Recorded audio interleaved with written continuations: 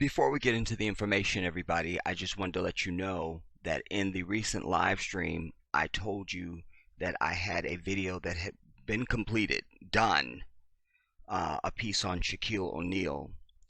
I forgot about it. I forgot to release it. And now, but then this came up about the Trump thing. So this is just to let you know that after this video, then I'll release the Shaq piece. All right. So what's today? I'm being told. My people are telling me today is Tuesday. I'm being told. I'm being told. All right. So I never stack videos on top of you. I always try and give you some time to access a video before I release something else.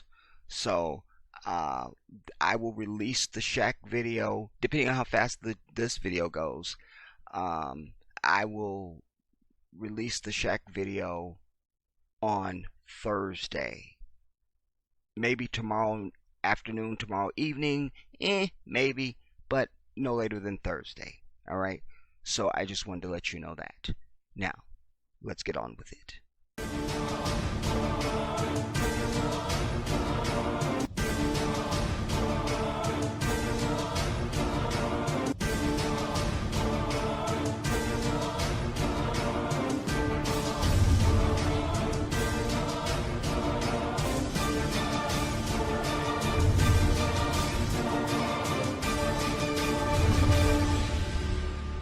What's up, everybody? This is the Jedi.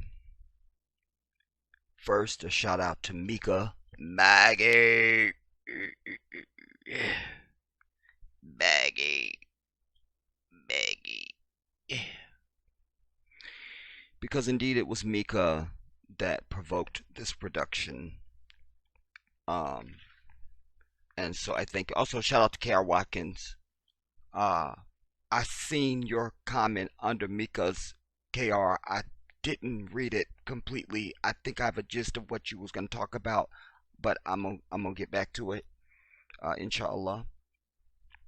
Also, want once again thank everybody who was able to be a part of the impromptu live stream last night.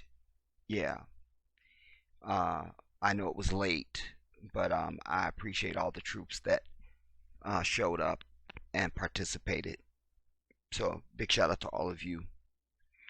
Big shout out to all the new subscribers to the channel. I am the Jedi. Welcome all of you. I also want to say thank you to everyone who understands the seriousness of my quest to raise this money on the GoFundMe. The link for that is in the description under the video. Everybody, every one of us has at least 4 quarters that we can rub together, and I'm asking you to give at least 4 quarters, at least that. Click on the link and you can go and see what the campaign is all about. There's even a video there as well to give you all the information you need. So I pray and hope that you will not ignore my plea, and that you will participate and be a part of this. I want to say this with regard to this, everybody. What I'm hearing, and what I've indeed heard since this orange puff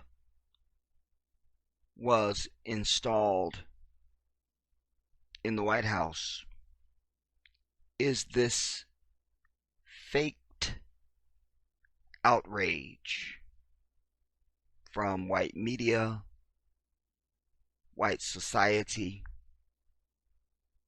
fake to my African ears. And I say fake because you will recall that Barack Obama could not even allude to his blackness without them tying themselves into a knot. they created out of their own sick imaginations the worst insinuations about this wholesome and honorable man and his wife.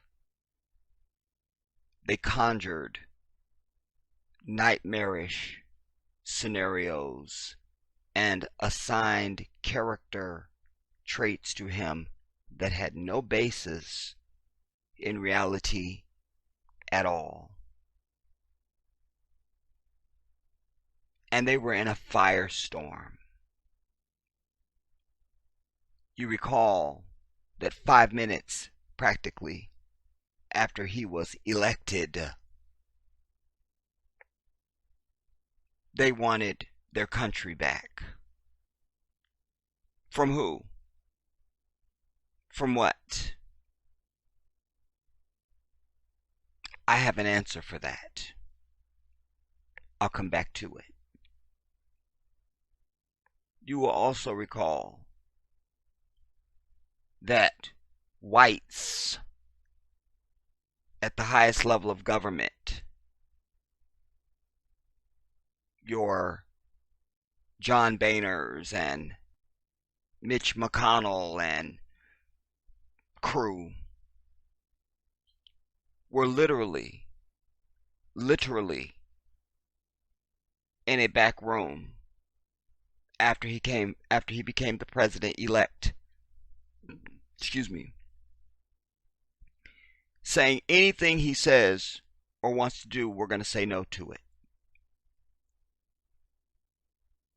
It's important to point out who was doing this, because what has become normal in the society is to make non-indicting, unspecific claims about events and things that happen or are happening, but no pointing the finger at the perpetrators. I don't do that in my life, and certainly not here on this damn channel. Somebody farts, you don't go, well, there's an odor in the room. It just seems like people are passing gas. People are no. That heifer right there did X, Y, and Z. You see, that's what I'm into. That's what I'm into. Exposing. Because exposing cleanses, or at the very least, gives the opportunity to cleanse, or to eradicate, or to destroy whoever and whatever is the perpetrator of said infraction. Stay with me.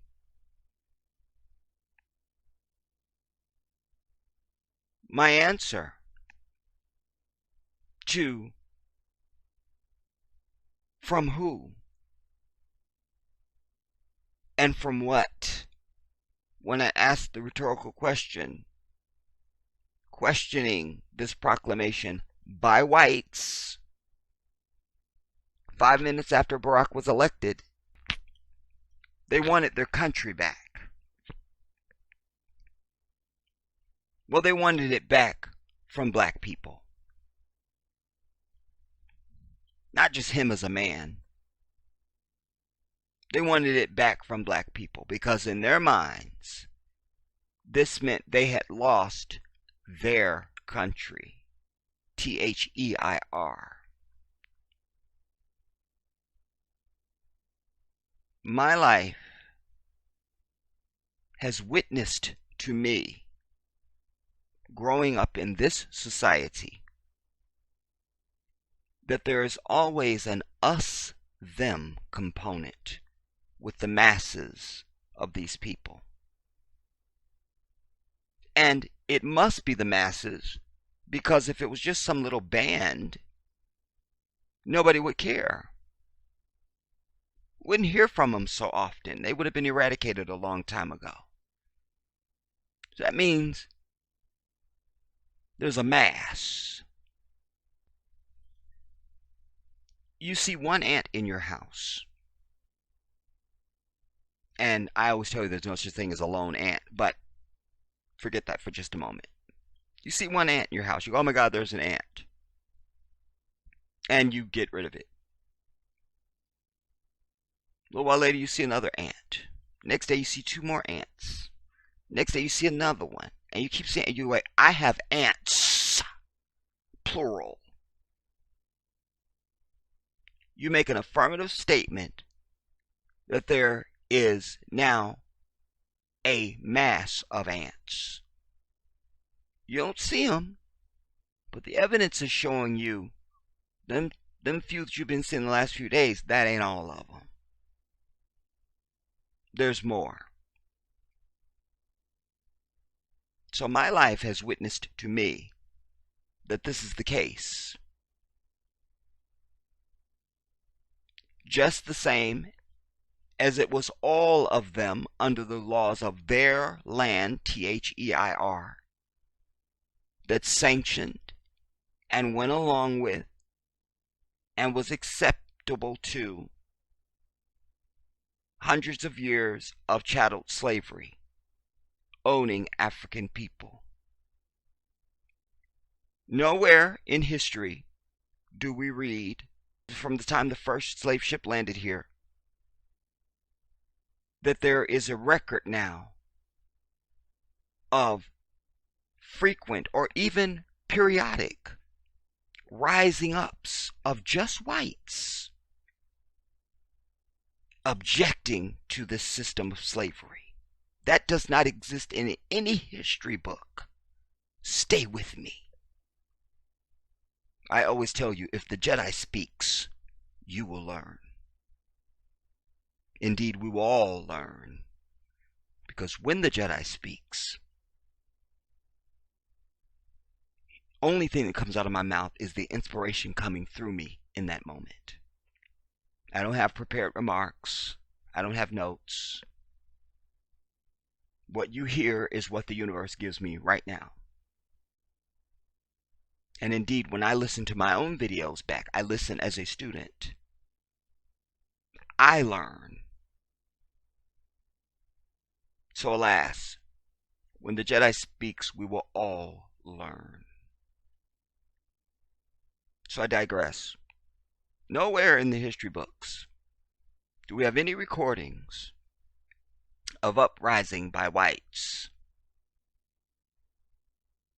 rioting and objecting and protesting the system of slavery. Doesn't exist.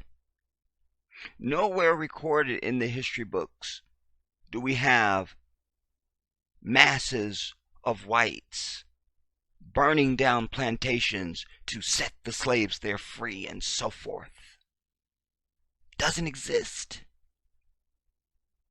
When we look at photographs and old grainy black and white footage of lynchings and burning us at the stake and all of this, we see a sea of white people,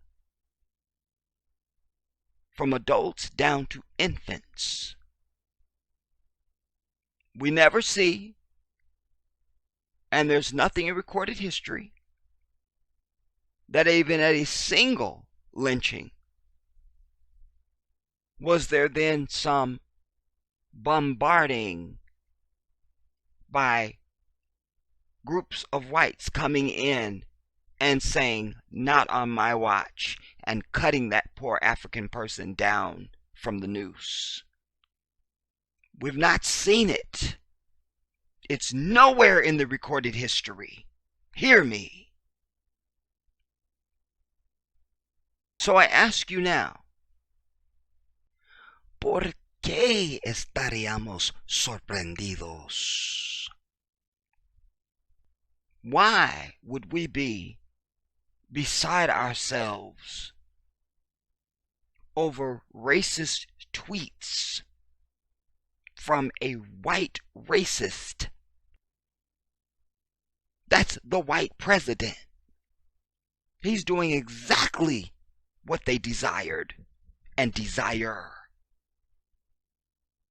and what they voted for. He's doing exactly what they wanted and want. It's kind of like when you hear people say, well, the justice system is just broken. No.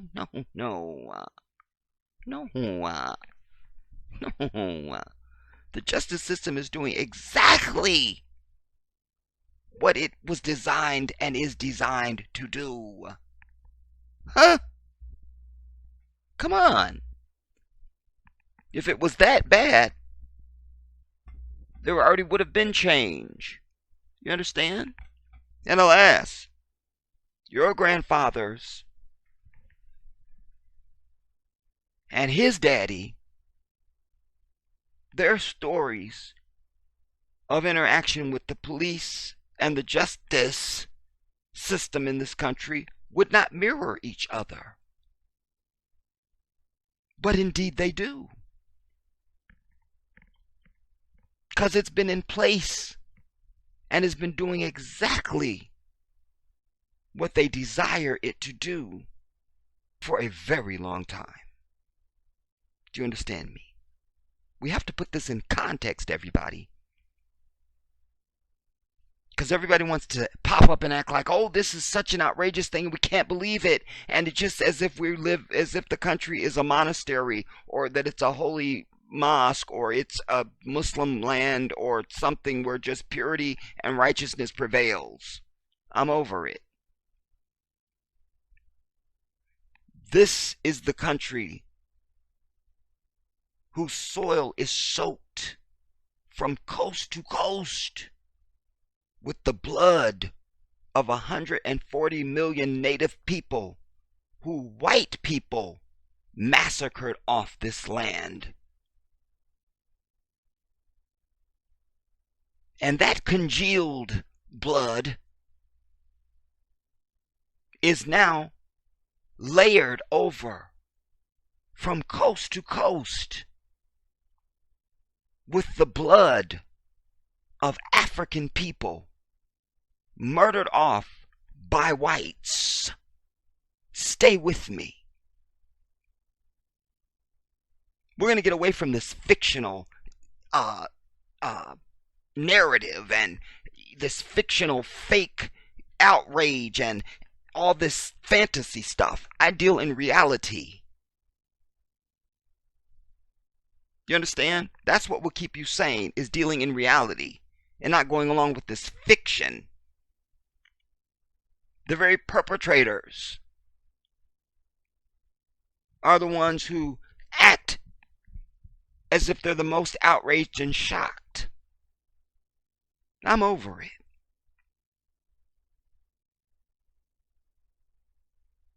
So let us not be surprised by what we're witnessing. This is consistent. It's consistent with the society currently and all of its history. This is consistent. We would expect nothing else. At least not the wise. The ignorant, the distracted, the deniers,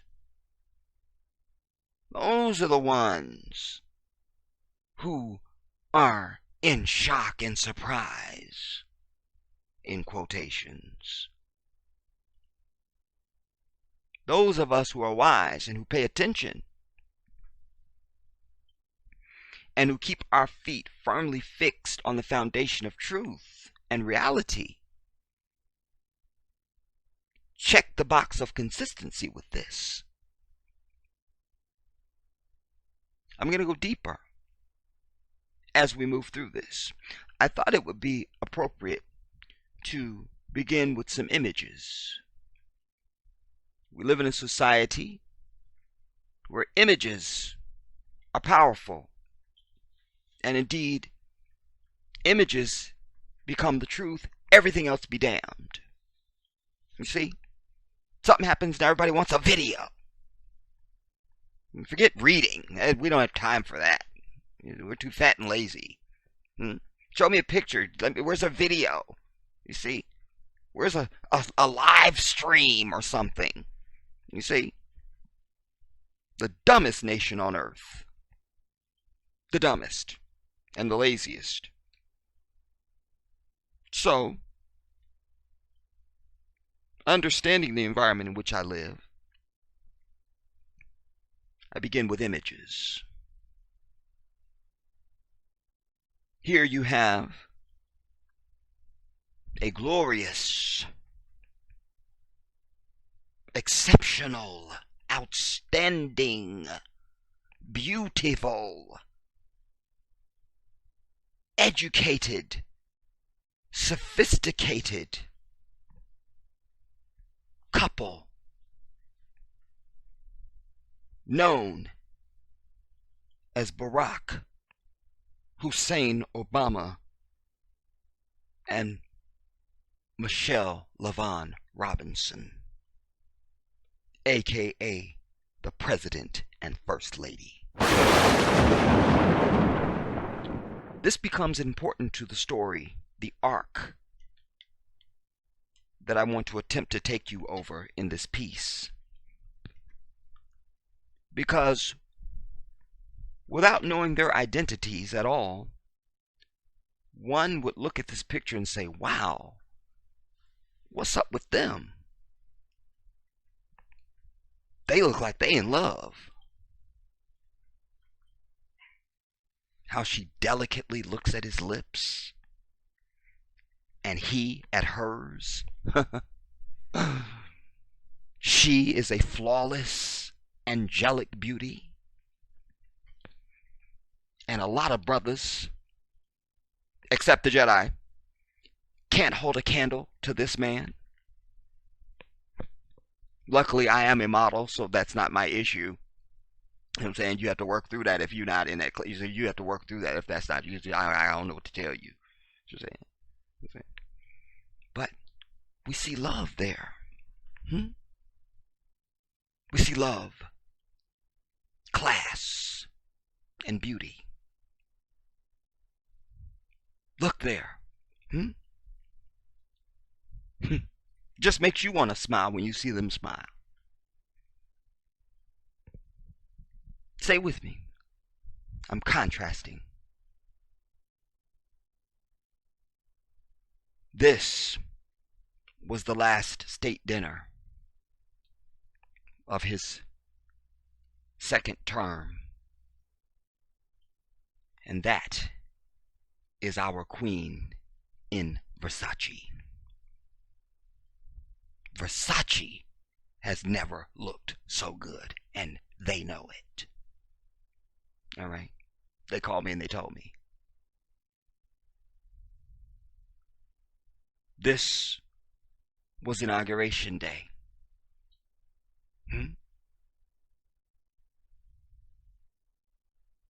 Behold. That's all I can say about that one. Behold. Now we get to this. Our first direct contrast.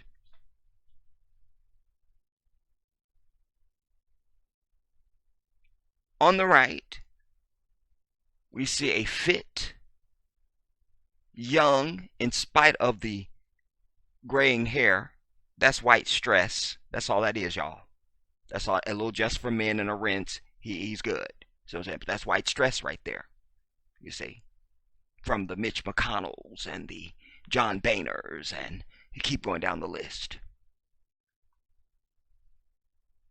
But you have a fit, young, handsome, intelligent human being.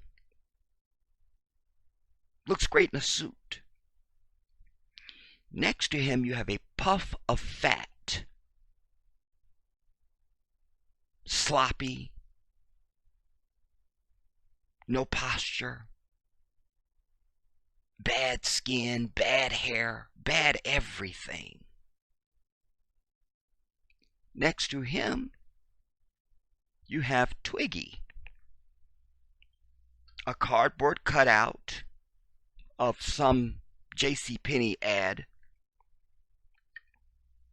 hideous indeed,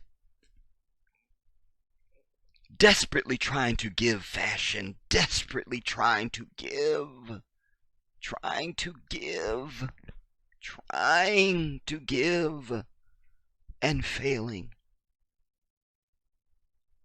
And next to her, we see respect.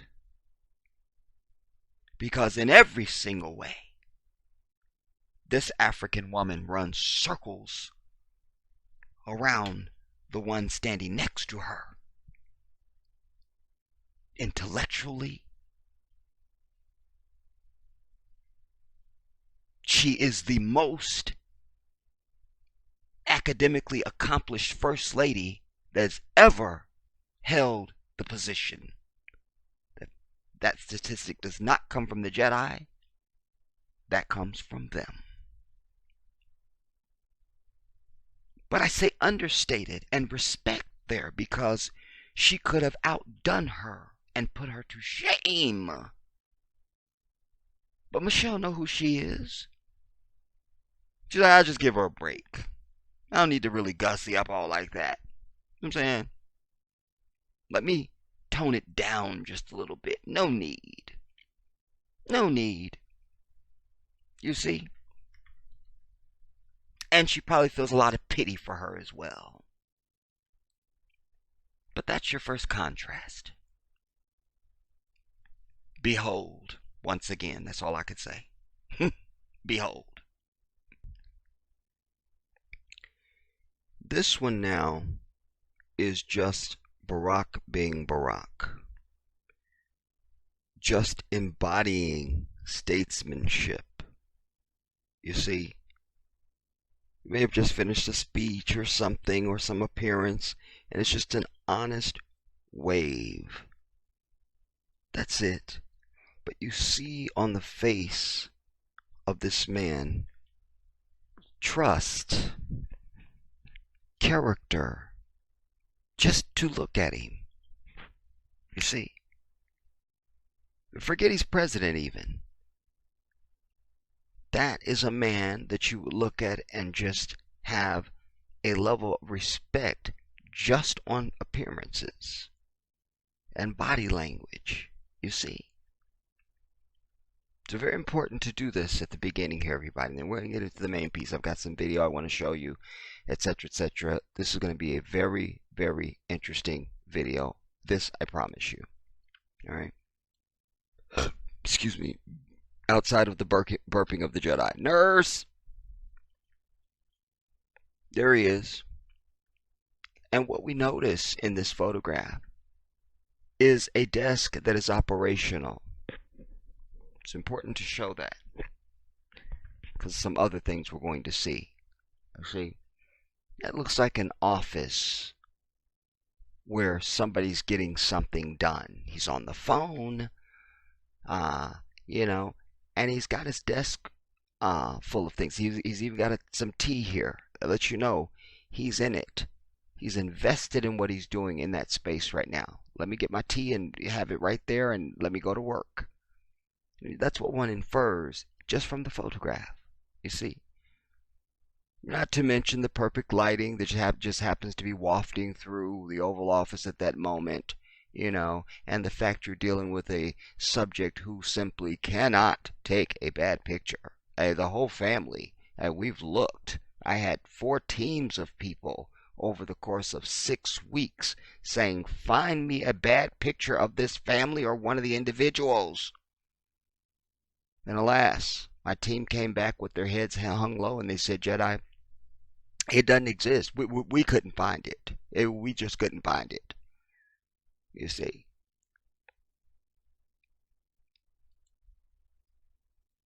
This one was important because here we have a man who shows emotion. Emotion. And we saw that several times throughout his presidency, you know. I believe this was his last speech, his last farewell speech to the country, you know.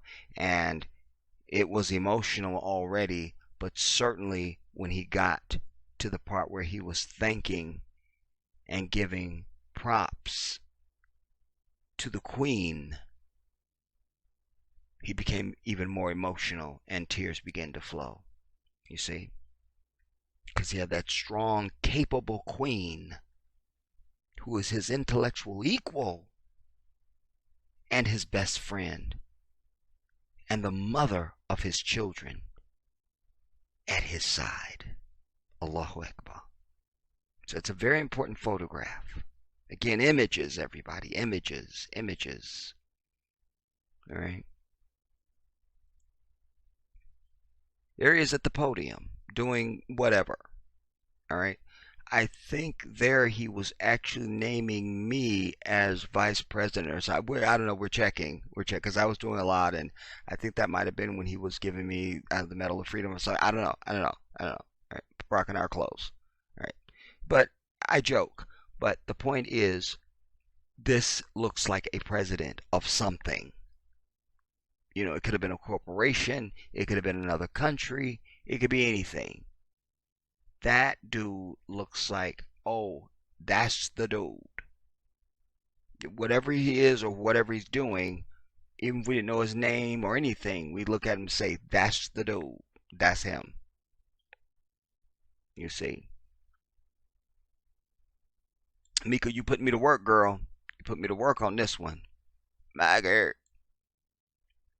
Here, I spoke earlier about the conjurings that went on in the minds of these people. These conjurings of all things negative, none based in truth or reality at all. But they put this on the cover of one of their magazines. A legitimate organization. It wasn't like some yahoos from, trailer parks in the South or something, or some neo-Nazi swastika wearing. No. You see, this reflects the society. Goes back to the sea of people that I talked about at lynchings and burnings at the stake and so forth. You see, goes back to no uprising from mass groups of whites during the time of actual chattel slavery to rise up and say, no more, and we don't accept this, you see. But there it is. And they've done our queen up with some kind of a AR-15 or something, and she's got the bullet rack on her, and, he's in some traditional clothing, etc. And this is supposed to be all things bad. You see, again, the conjurings of fantasy. And it's not lost that on the wall behind them is a picture of Osama bin Laden. Specious. You see? That's why you can't say, oh, it's happening in the society and the country is doing. No. They are doing. This was not done by Latinos. This wasn't done by native people from this land. This wasn't done by Asians. Wasn't done by Arabs. Wasn't done by black folks. I've checked. You see? This was done by white people. We don't have to like it. But what we must do is proclaim the facts and the truth. Irrespective of our feelings and opinions, truth is above all. Look, this was New York Post. Not some Yahoo, you see. No. The New York Post.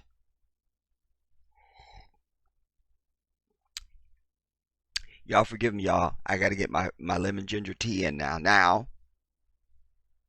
All right? I have to. And what does it say? Islamic terror? ? I just don't see it. You see, this is the micro lynchings that went on daily against this brother. Now they have the incarnate of the devil tweeting every day and it being all things disastrous. You understand? He couldn't run so much as a Taco Bell. But this was the enemy. Goes back to what I said. It's always an us-them component. They were projecting on Obama what they really are. You see. But let us go on.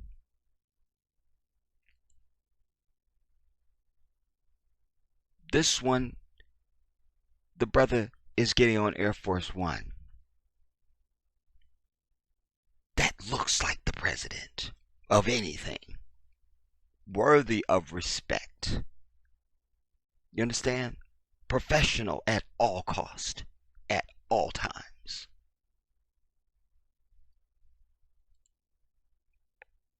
This was he and the high angel leaving India, appropriately giving the body gesture that you do when you greet people from India. This is proper, you understand? And it shows respect.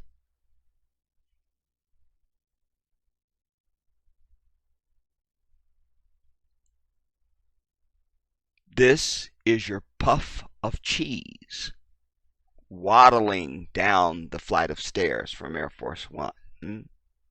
Waddling, looking disheveled and sloppy and fat and lazy.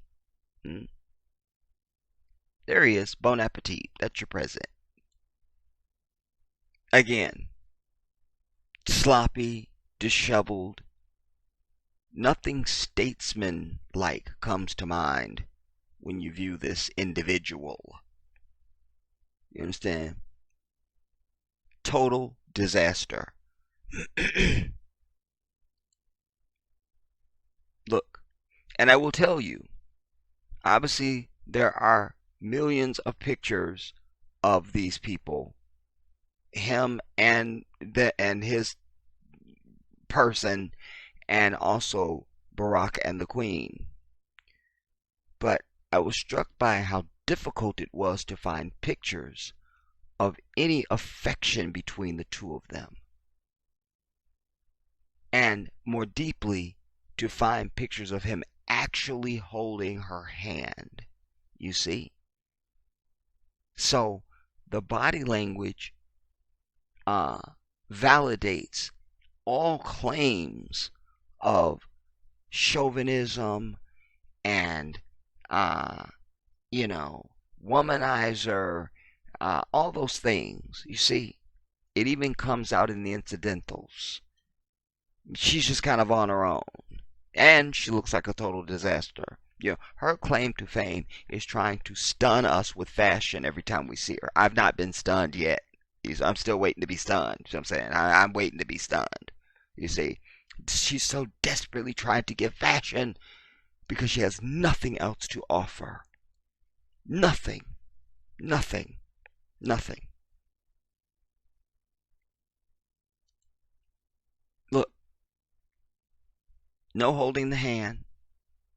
They always look like they're apart and separate. Like she's just the assistant or the secretary or something. You see.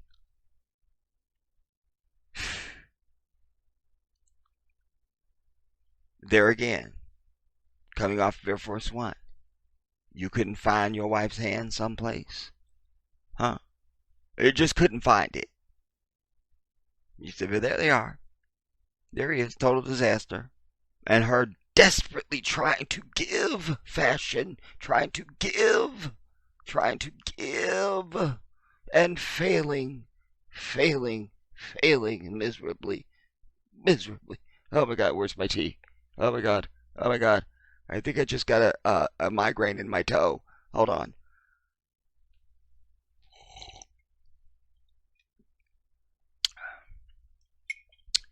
Oh my God. Let us go on. Look. Desperately trying to give. Oh, so desperately trying to give. And failing miserably, sadly. And again, no holding your wife's hand. Hmm? And there's always this space between them.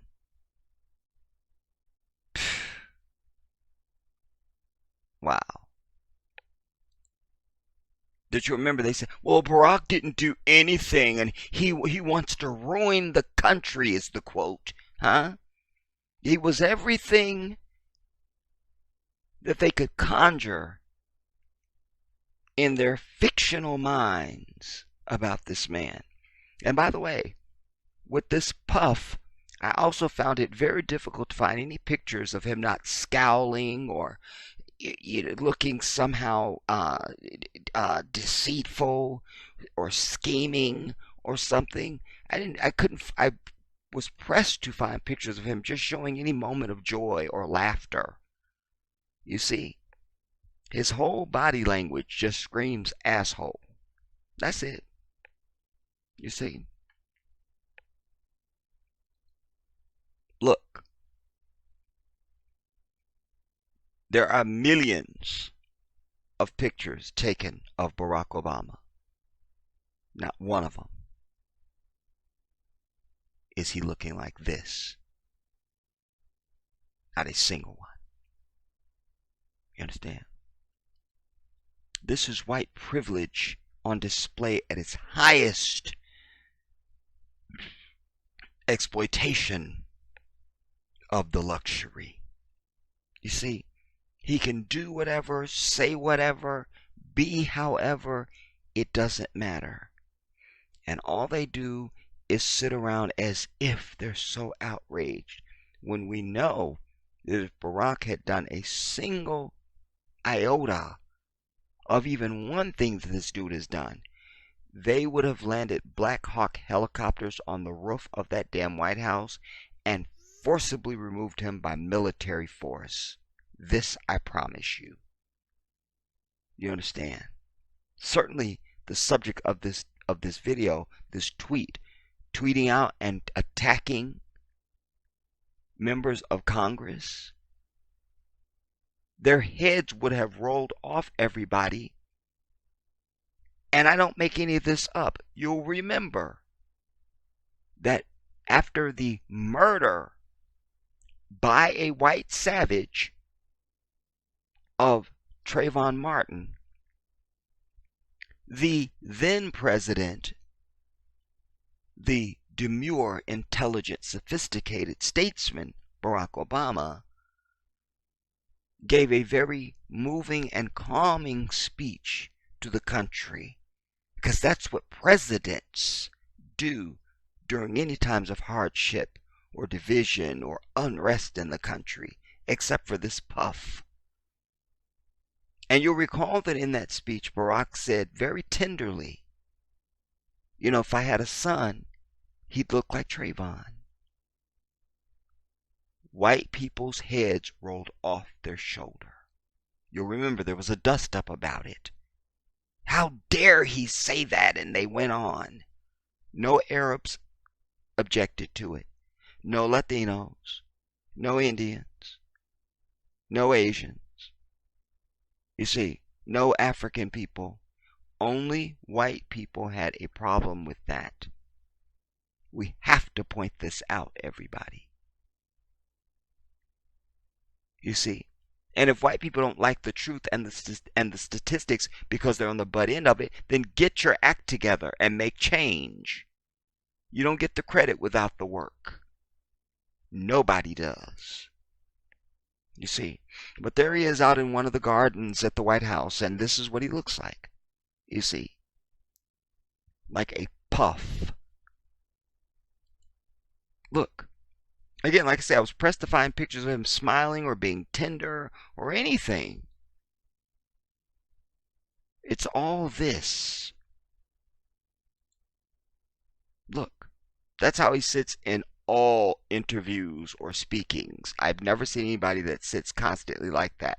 And this isn't new to me. Like he was somebody that was very much on my radar long before he was ever president, because as someone who is a business major who has owned business and has run business for others, etc., etc., he was somebody to have on your radar. It's like as if you're into basketball, you should be watching different people and paying attention. You see, so he was one of the people. All right. So I say that just to bring that. That's how he always sits. That. Look, again, press to find a picture of any tenderness or any emotion or no. It's always this beet red puff of fat. Look, that's an official, that'd be your official presidential photo, you know. That's what he gave. You could see the hatred. Look, desperately trying to give fashion, desperately trying to give.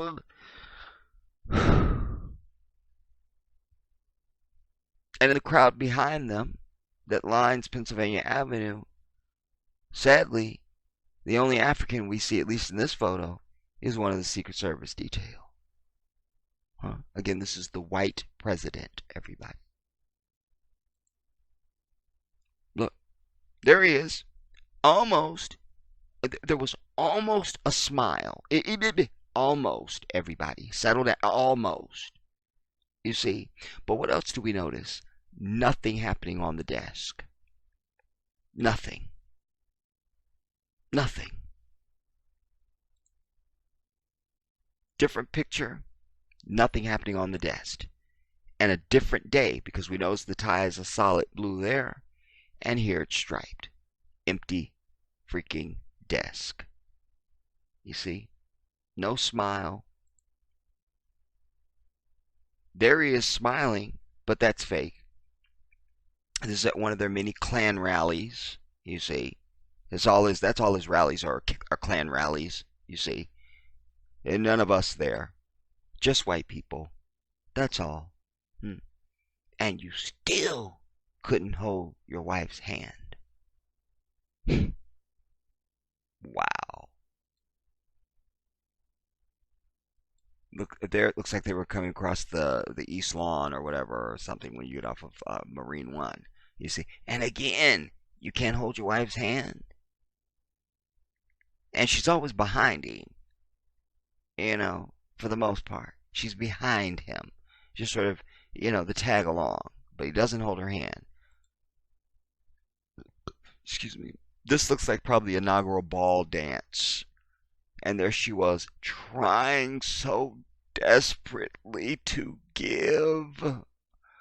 And it just fell flat. Michelle Obama had more fashion in her pinky toe than this pinche bruja. You see? Now, this looks like a strangulation in progress, everybody. Say I'm wrong. Say I'm wrong. This is one of them Saturday afternoon show where you just watch a whole back-to-back of CSI and, crime scene investigation and so. This is a strangulation in progress, everybody. We've got the data. We have the data. That is a strangulation in progress. She looks like she's trying to get away from him. Look. She's still, just like, she looks like she's about to holler help there. You see, there's a strangulation in progress right there in front of her eyes. Oh my God. Alert the authorities. Look, she looks absolutely horrified. Horrified. Horrified. No looking into the eyes, none of the tenderness that we saw with Barack and the angel. No. Strangulation, homie, 101. And alas, you have a king and his angel. Michelle can just flop it on and give us everything that we need in order to survive and live. She gives us our entire life. You understand? This was like, stay back, bruh. You see what I'm saying? Like, stay back. You see? But you have the puff of fat and Barack secretly thinking, this is the last time I got to touch or see your ass. Glory. Glory. That's what he was thinking. All right. Barack called me, told me. All right. He told me. All right. But the contrast there from this to this, total catastrophe. I think that might be our last photo. Yeah. I think that's our last one. Yeah. Okay. That's fine. So now I want to move into first. I want to move into first. Where's my arrow? Just want to make sure that's the last picture. Oh, okay. Did I go far enough on the other one? Yeah, I did. Yeah, that was the last one. I was just making sure, y'all. I'm trying to do my jurisprudence now. Bear with the Jedi.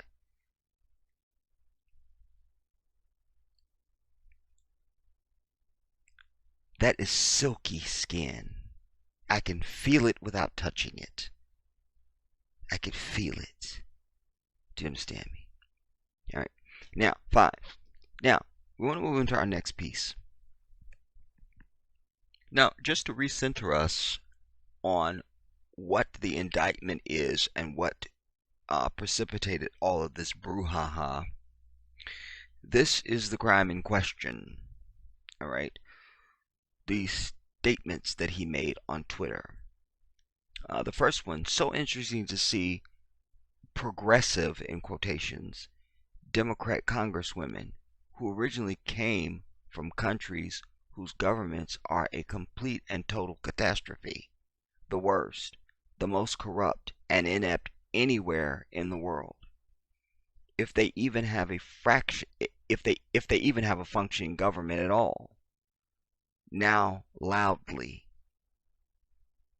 and viciously telling the people of the United States, the greatest and most powerful nation on earth, comma, how our government is to be run.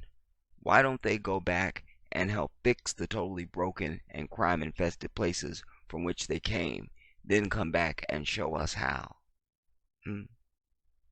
I want you to close your eyes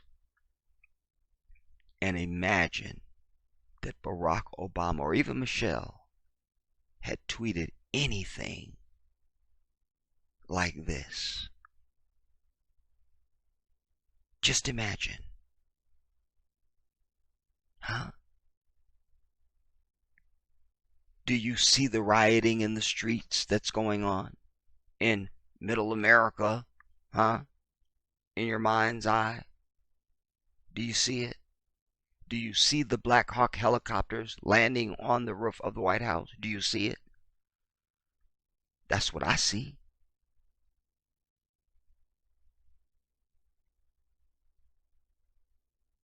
But notice language, everybody. Up here, he goes out of the way to say these congresswomen who originally came from countries whose governments are a complete whose governments are a complete and total catastrophe, the worst and most corrupt and inept anywhere in the world, he says.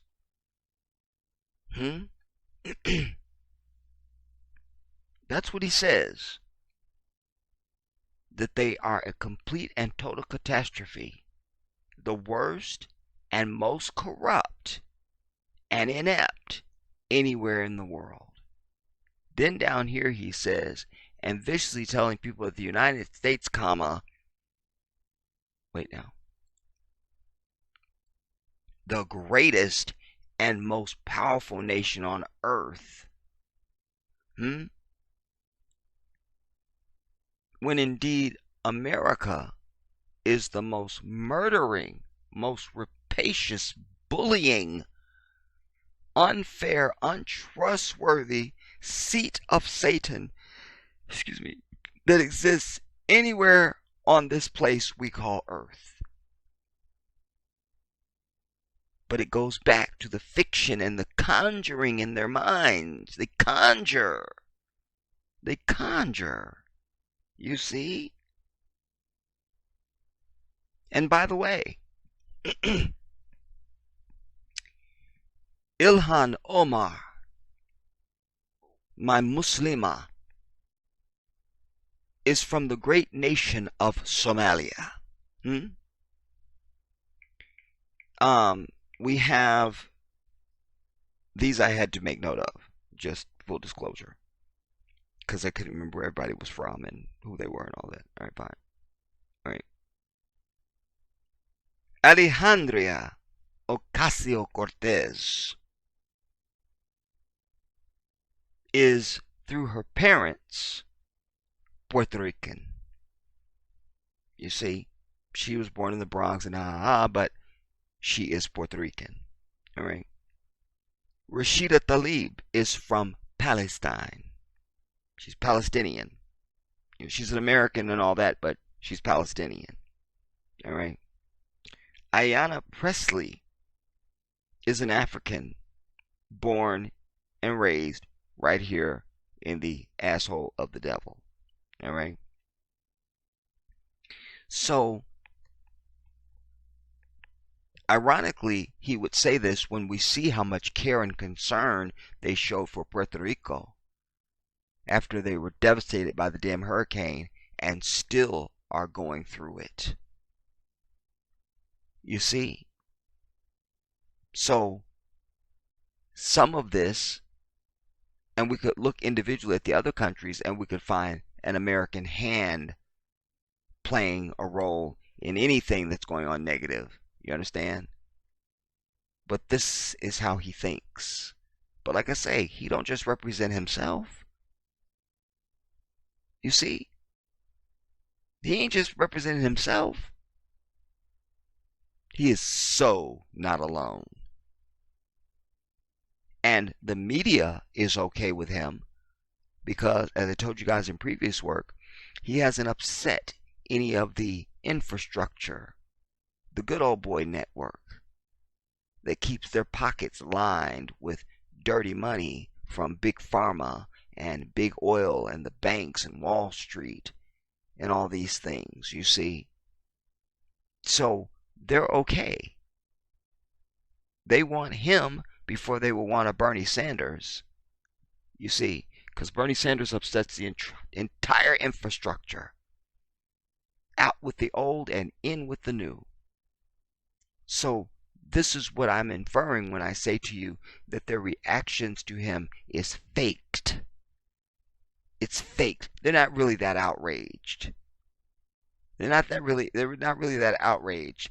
And remind you that Barack Obama had more death threats against him during his presidency than all other presidents combined ever.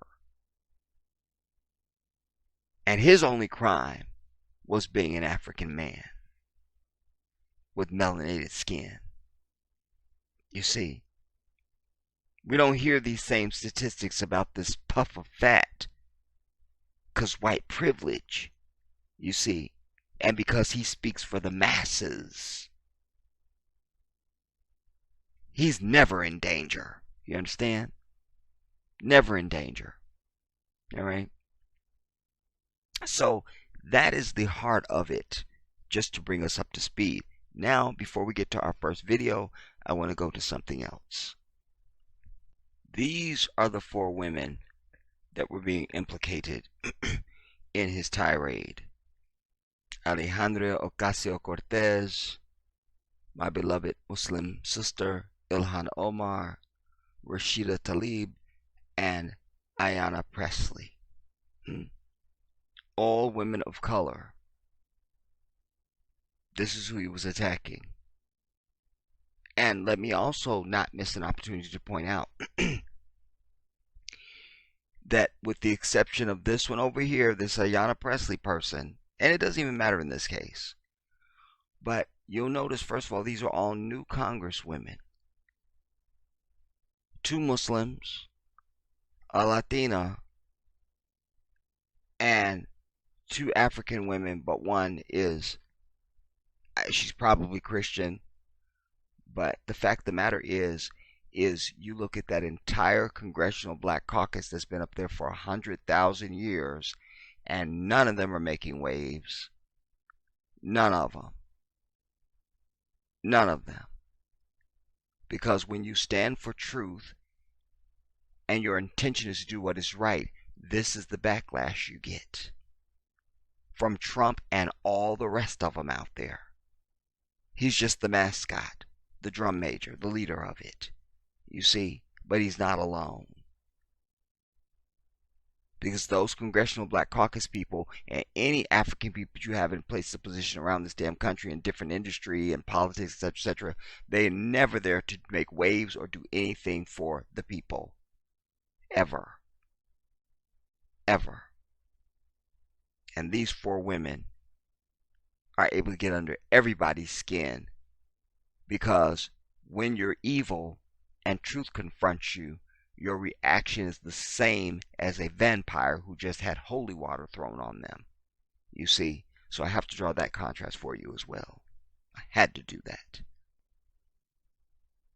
Now, Trump tells Democratic Congresswomen of color to, quote, go back to their countries. And we hear this retort from white people all the time. We've all heard it. We've all heard it. Well, if you don't like it, go back to where you came from. We've all heard that in our lives individually. We've heard it. We've heard it. And it always slays me, because all of the native people in this country and their ancestors from the graves all texted me. They all texted me and they told me they want their country back. And they would love for white people to go back to where they came from. They just texted me and told me. They told me. They're the first ones to holler, go back. If you don't like it, then leave. If you don't like it, go back to where you came from. And then, well, why don't you go back to where you came from? The arrogance.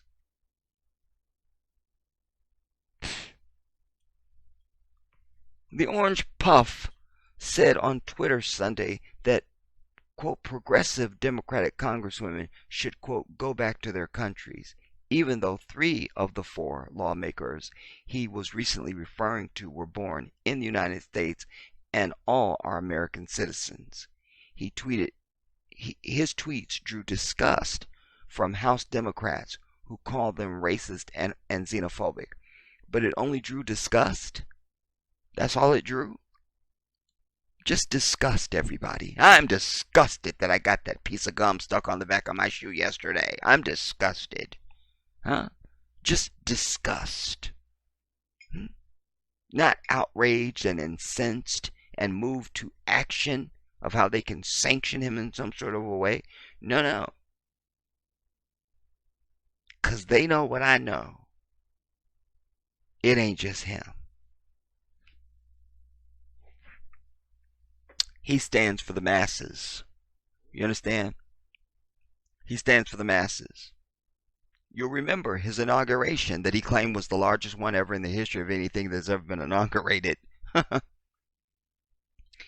It was cold, freezing cold, and raining. And when he stepped to that mic on Inauguration Day to give his inaugural speech, the whole country, and indeed the whole world, knew who he was by then. And yet they came in the cold and the rain to stand out there.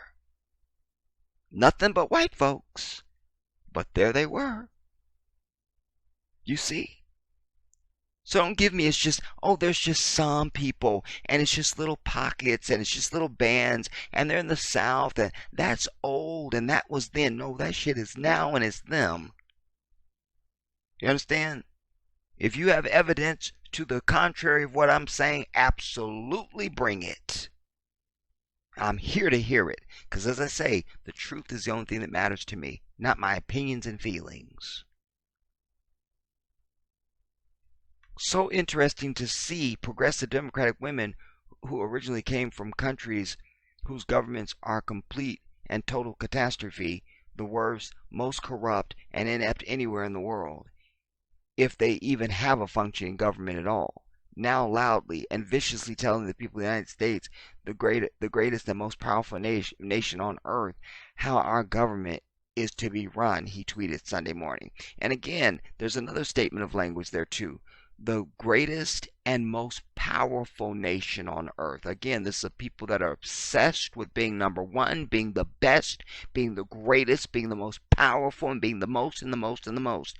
Nobody else is doing this, everybody. There's no other country on earth proclaiming themselves to be the greatest and most powerful. No one else is making this proclamation. This is a statement of truth, I'm telling you. Nobody else. Nobody. Nobody. I also pointed out to you in previous work, this is the only damn stain of humanity on the planet that calls the president of just this nation the leader of the free world. This is how bold the arrogance is and how desperate the need to be number one and seen as superior to others. It's not enough just have a president and have a so-called great nation. No, no! He must be the leader of the free world. You see? It's sickening. It's sickening. Why don't they go back and help fix the totally broken and crime-infested places from which they came? Then come back and show us how. Interesting, he wants to say that these places are crime-infested when there's no other nation that exists on the planet Earth that has more guns and bombs than this bitch right here.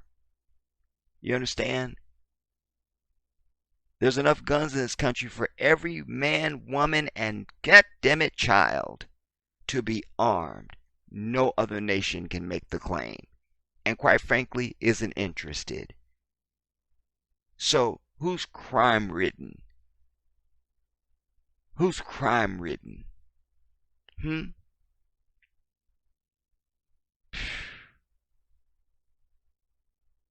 Wow. These places need your help badly. You can't leave fast enough. I'm sure that Nancy Pelosi would be very happy to quickly work out free travel arrangements. You know, if it wasn't true, we would think this was a prank or a joke. But again, I ask you, imagine if Barack Obama had done anything like this. Their heads rolled off when Michelle Obama showed her were some shorts. They were on vacation in Hawaii. They were on vacation in Hawaii. And their heads rolled off because she wore shorts. Not because they care about morality. Because this is the central headquarters of immorality. This was jealousy. That us-them component that I've alluded to already in this piece and have in previous work. Damn it, we don't have a first lady that can ever wear shorts. Quick, it's inappropriate for Michelle Obama to be wearing shorts. This is what we're dealing with, everybody. You see, so I'm trying to tell you, Trump is not the target here. He's not the target. He is on this case in today for this, and that's it. You feel me? And all the other nonsense that he does and all that, and fine. But I'm trying to tell you, he's not alone. He's not alone. He represents their masses. He just does. The puff of fat was almost certainly referring to a quartet of newly elected non-white Democratic congresswomen who have been outspoken critics of the president and his administration. 3 of those lawmakers, New York Representative Alejandra Ocasio-Cortez, Michigan Representative Rashida Tlaib, and Massachusetts Rep. Ayanna Pressley, were born and raised in the United States. The 4th, Minnesota Representative Ilhan Omar, came to the U.S. from Somalia when she was 10 and became a citizen when she was 17. All four women, who have come to be known as the Squad, broke ethnic and gender barriers when they were elected last year. Omar and Talib are the first two Muslim women to serve in Congress. I want to stop and say this, everybody. It's just a side note, but it's always a moment to teach. I speak Arabic. I have an Arabic name. I've never seen this word spelled like this. It's Talib. I don't know where they get this Tlaib. I'm just telling you, I've had problems with that since the very first time I ever saw it. It's just something to share. Moving on. Presley is the first black congresswoman to represent Massachusetts. Ocasio-Cortez, at 29, became the youngest woman ever elected to Congress. The puff of fat tweets came amid a dispute between House Speaker Nancy Pelosi and the progressive lawmakers, who have grown impatient with Democratic leadership. The back and forth has spilled out into public view over the past 2 weeks after Pelosi seemed to minimize the influence of the new members. Ocasio-Cortez then accused Pelosi of singling out newly elected women of color. Because remember, Nancy Pelosi is not an African person either. You see what I'm saying? And just because she's a Democrat don't mean nothing. She's still a white woman. You see, I think she's supposed to be Italian or whatever, but she's still a white woman. She's still a white woman. You understand? All four of the freshman congresswomen fired back at the president on Twitter, and the president later fired back at them. Rashida, I'm just going to say, because I'm having problems with this Talib. Rashida was the first to respond Sunday morning, writing, want a response to a lawless and complete failure of a president? He is the crisis. His dangerous ideology is the crisis. He needs to be impeached. Well, again, you can impeach him, but you still haven't gotten rid of it. You see, I say he's not alone, and he represents the masses. You see, that's just the fact. All the evidence is there. You see, Ayanna Pressley posted a screenshot of the tweets and wrote, quote, "This is what racism looks like. We are what democracy looks like. And we're not going anywhere, except back to D.C. to fight for the families you marginalized and vilify every day." Ilhan said the president is, quote, stoking white nationalism because you are angry that people like us are serving in Congress and fighting against your hate-filled agenda.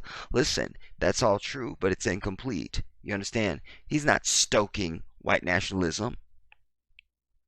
He's just keeping it alive and incubating it and keeping it healthy. You see what I'm saying? This didn't start before Trump, and it won't end when he's out of the office. This is what exists amongst the masses in their society. You understand? That's it. That's it. That's it. Ocasio-Cortez reminded the puff of fat that she's from the U.S. Quote, "You are angry because you can't conceive of an America that includes us. You really are a frightened American. You rely on a frightened America for your plunder," she said. Despite her differences with the group, Pelosi rushed to defend them from the puff of fat's tweets. Quote, "When Donald Trump tells 4 American congresswomen to go back to their countries, he reaffirms his plan to, quote, make America great again has always been about making America white again." Pelosi wrote on Twitter, quote, "I reject the fat puff's xenophobic comments meant to divide our nation." Listen, that's the other thing that makes me sick, because he's dividing the nation. No, it's been divided since 1619, homie. Show me this period where there was this great unity, everybody, that he somehow ruined. Maybe I missed that chapter. Where's this period of just absolute unity that we enjoyed so lovingly and that has now been destroyed or is being destroyed by him? Where is it? Nah.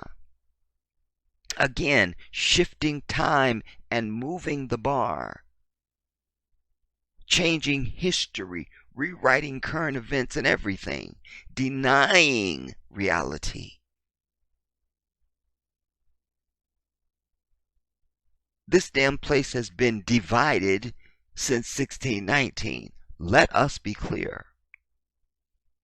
Don't give me it just, oh my God, it just sprung up and it's his fault. You see? Nah. A handful of 2020 Democratic presidential hopefuls also spoke out against the puff of Pat's comments, including Senator Elizabeth Warren of Massachusetts. Hillary lying ass Clinton also weighed in with a tweet aimed squarely at the president. She needs to sat her ass down and shut up. She has no credibility. You understand? Your words have no weight with me, 'cause you're counterfeit, I see. You see? She's just as corrupt as they get. You see? And definitely right up there in that whole mass of bigot and racist. We saw her true colors come out, just like with all of them. Grin and smile until they're challenged, then the true colors show. And that's what we saw with her and Bill. The moment they got to South Carolina, that's when she was like, shame on you, Barack Obama, shame on you. She wouldn't acknowledge him. She was the worst. But she acted out consistently. This is what we expect. Look who she is. She's a white woman. You see? So she acted absolutely consistent. And sadly, Obama took her as his Secretary of State. That's the Christian heart. You would have never seen that from a Muslim. Never. On Sunday night, the puff of fat doubled down. He took to Twitter again to reply to the Democrats who'd spoken out against his earlier missives,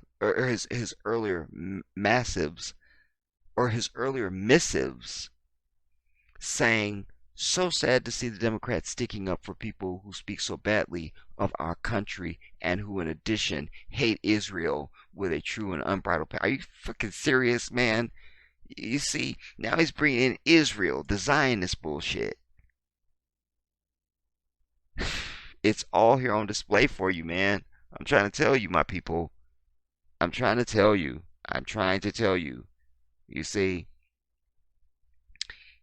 I've told you what Israel really is. I don't need to do that dissertation in this. All right, I've done that work. You see, but interesting that he brings that in just random out of nowhere.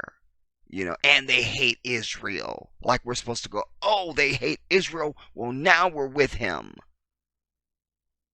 Because Israel is just as corrupt, vile, and evil as this goddamn place. Period. You understand? Even Orthodox Jews are against them. I brought you in previous work. They had a huge rally, this back when Obama was president. They had a huge rally on the nation's capital of just Orthodox Jews. And they were out there denouncing the state of Israel and denouncing Zionism and saying, that is not part of our faith. That is not part of our way of life. We don't recognize them. And they condemned them for their murderous ways. It's a bit of a detour, but it's worth it, everybody, since I mentioned it. Again, I'm here to do my work. You understand? That's why I always tell you, you can't just look at a title of a video that I produce. I mean, there's going to be all sorts of meats and potatoes and carrots and celery and everything in that video. And so I have to do the work, you know. And alas, I will dare to say, in keeping with the what I always proclaim to you, I only speak on something if I feel I have something to offer to that, or if I can elevate that topic in some sort of way. There will be a million videos done about these tweets that the orange puff of fat did. None of them will contain the information that I have compiled in this production. I make that claim to you outright.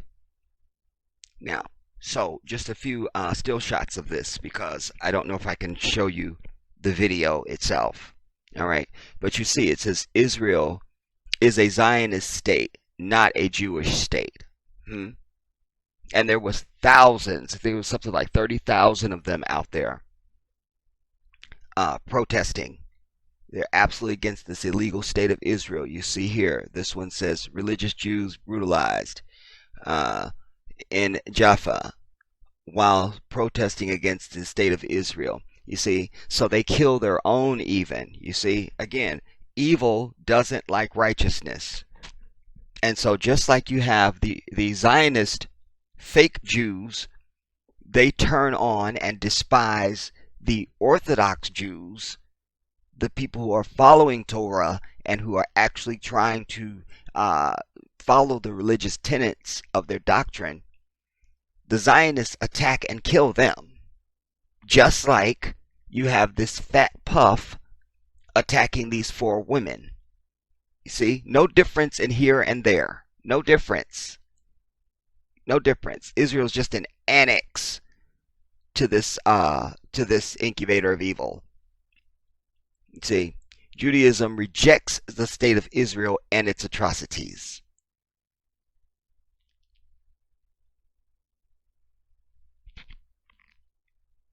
A sovereign Jewish state violates Torah principles. You see, because under their doctrine, excuse me, y'all. Now I'm under attack from this mic. I'm under attack. Now, under their principles, it is forbidden for them to even establish a state. You see, I brought you in previous work a piece where I brought you a bunch of rabbis that were speaking. And among the many things that they said that even if there's a piece of land that nobody has laid claim to, nobody's there, nothing's going on, nothing's happening, it is forbidden under I'll use this word Tauritic. I don't know if that's a real word, but just add it. It's against Tauritic law for them to establish a state. Absolutely forbidden. So that whole state of Israel, so-called Israel, high quotations, is a lie, a farce, and it's actually blasphemous under their tenets. You understand? It's a problem, homie.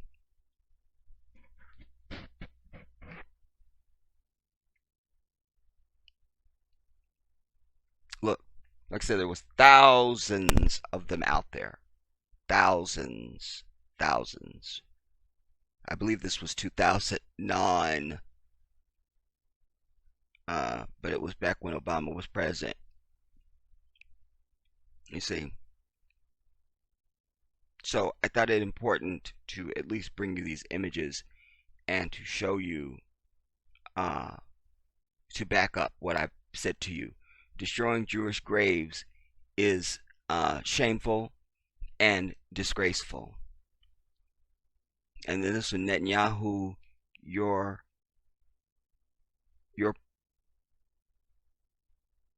personal responsibility. You're personally responsible for the grave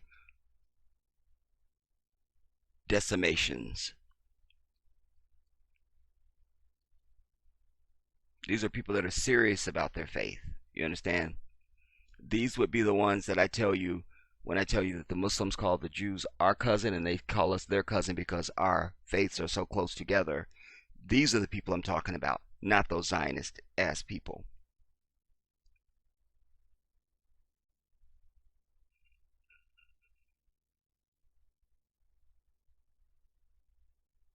Look, thousands, thousands. Like I said, I think it was something like 30,000 of them that were out there that day. So they're very serious. They're not playing games. They're not playing games. So I just wanted to bring that.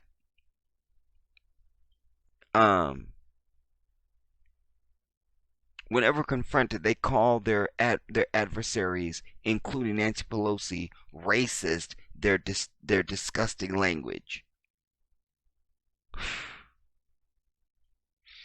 And the many terrible things they say about the United States must not be allowed to go unchallenged. You see, this is the type of stuff we should be saying as a people. You see, we always tucking our tails. You see, no courage, no allegiance and commitment to the truth and what is right.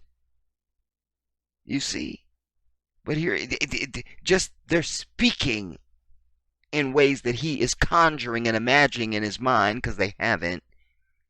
Says must not be allowed to go unchallenged. Well,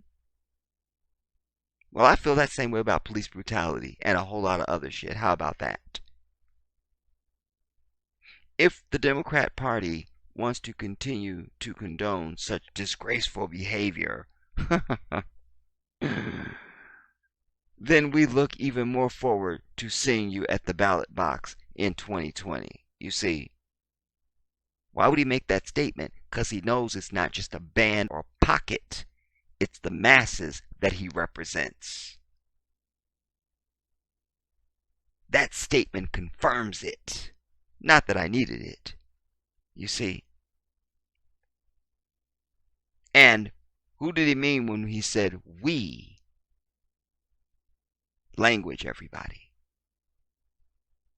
If you want to continue to condone such disgraceful behavior, then we look forward, even more forward, to seeing you at the ballot box in 2020. British Prime Minister Theresa May called the puff of fat's tweets about the group of mostly American-born Democratic congressmen or congresswomen completely unacceptable. The Prime Minister's spokesman said Monday that in May's opinion, the language used to refer to these women was completely unacceptable. Oh, she's outraged. Theresa May. You see. Is she really? Is she really? She may have a British accent and all that, but she's in the UK and all that, but she's still a white woman. You see. Now, I want to go to this first video because this backs up another piece of what I'm saying and have been saying in this piece. This one guy is enough to illustrate these masses that I'm talking to you about. Let's pull this up now. Now, this dude represents, he's in the administration. He's the guy that handles immigration. That he's in that field, and he's Trump's dude, etc., etc. But the dynamic that's playing out here, everybody, again, the fakery that I talked about when I opened up, it's one of my premises for this whole piece.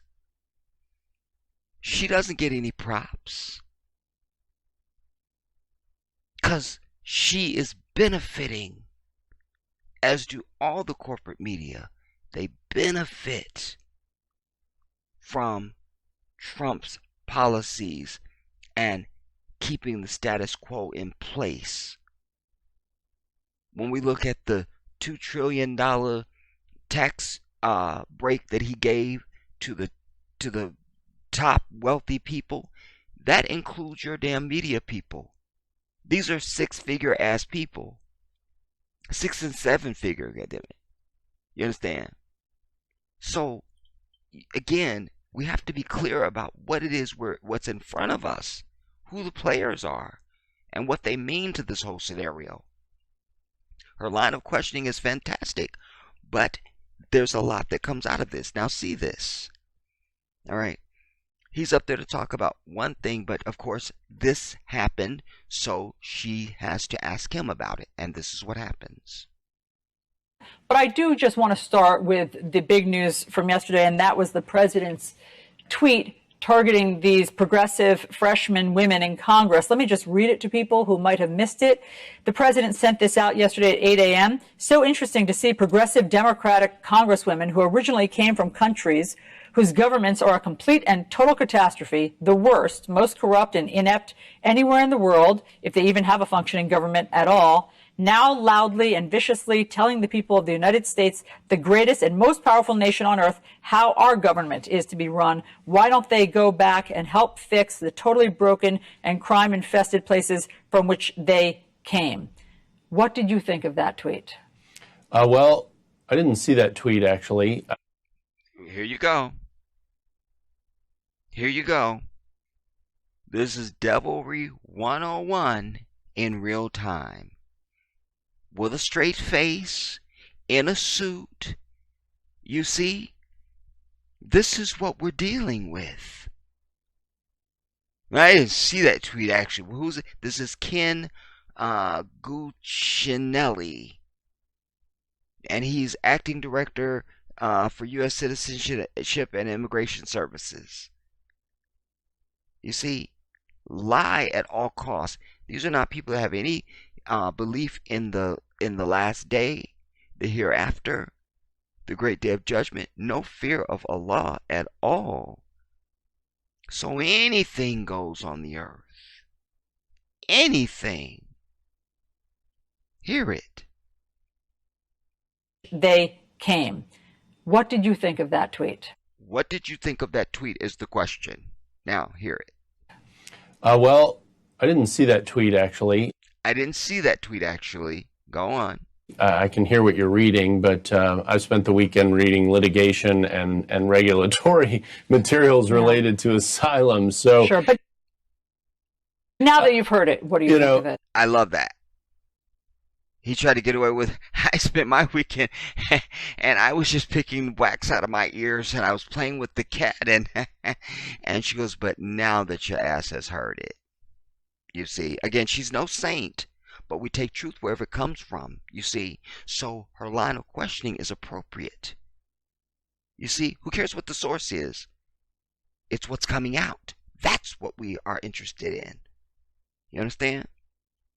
We don't care how bitter the orange peel, we want that fruit inside. Let's hear this now. I can hear what you're reading, but I hear what you're reading, but I spent the weekend reading litigation and regulatory materials related to asylum. So sure, but now that you've heard it, what do you think of it?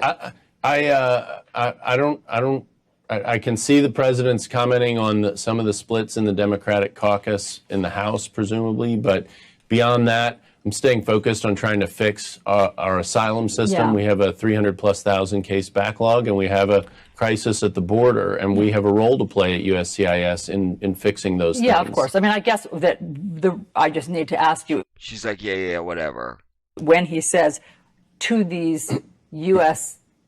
congresswomen, all U.S. citizens, why don't they go back and help fix the totally broken and crime-infested places from which they came? Do you see that as racist? Do you see that as racist? That's a straight up question. All right. But let us also be aware that he's heard the tweet and he's doing all this dancing.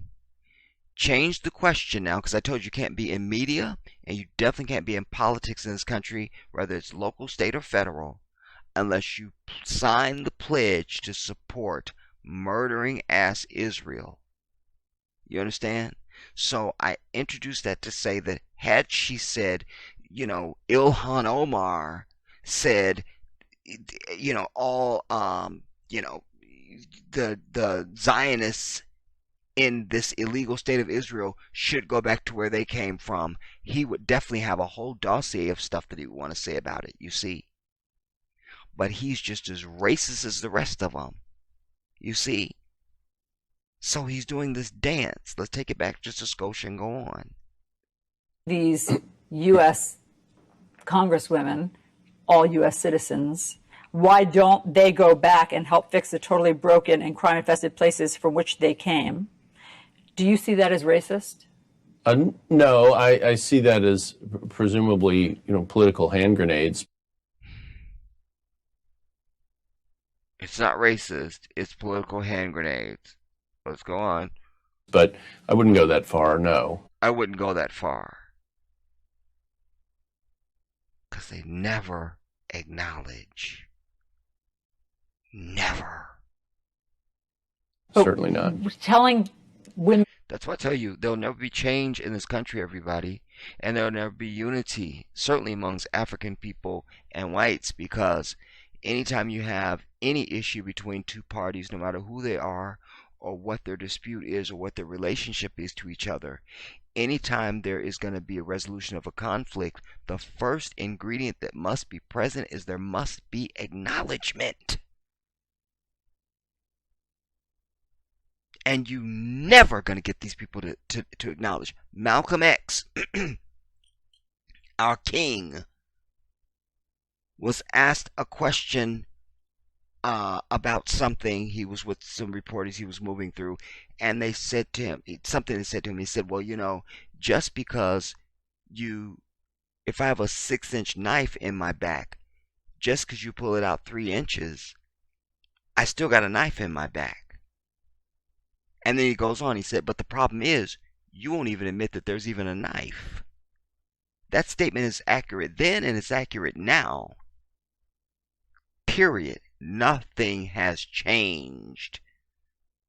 Because there won't be. Because as I said, there must be acknowledgement, and that's something you're never going to get from these people. This is why they always get this dumb deer in headlights look on their face when you talk about reparations. Because to them that means acknowledgement. If it didn't, then the first thing that comes out of their mouth wouldn't be, well, I didn't have anything to do with it. What they're saying is, well, I don't have to acknowledge that. You see, anything but acknowledge at all costs. Anything but acknowledgement. Anything. Let's go on. No, I see that as presumably, political hand grenades, but I wouldn't go that far, no, certainly not. Telling women of color to go back to the country you've spent a lot of time on Twitter. Came. Look, now he's getting defensive. You spend a lot of time on Twitter. I've spent a lot of time doing an actual job. Shade. Now that was even sexist. At the very least, it was a put down. You spend your time on Twitter. I spend my time doing an actual job. Really? Because she's not on Twitter right now. She's grilling your ass. As if, well, you don't really do a job, so you don't know anything, little lady. Why don't you step aside then let the men do their work? Or so you see, his lips are dripping with just hatred and anything else. Hear that exchange again. Telling women of color to go back to the country. You've spent a lot of time on Twitter. Came. I've spent a lot of time doing an actual job where asylum is at risk and where we're trying to process legal immigrants who are obeying our rules and to turn away the illegals who are fraudulently trying to use and I have a job to do as well. I understand. But I'm not on Twitter, so I don't actually engage on Twitter. I haven't been on Twitter in the last 24 hours either. Understood. So. But now that I'm reading it to you, or just the concept of the President of the United States telling duly elected congresswomen of color to go back to where they came from, the countries that they came from. These are U.S. citizens. So you don't find that racist? No. So how do you explain it? How do you see it? I don't. Wow. You see, nothing can be acknowledged. You see, no matter what, don't acknowledge. It was just easy enough to just have said, even if he didn't mean it, to say, well, even though I don't really want to get into a whole thing about what I may or may not feel on it, I would say on its face, it at least seems problematic. That would at least be something, you see. But they hold on to their hatred with a clenched iron fist.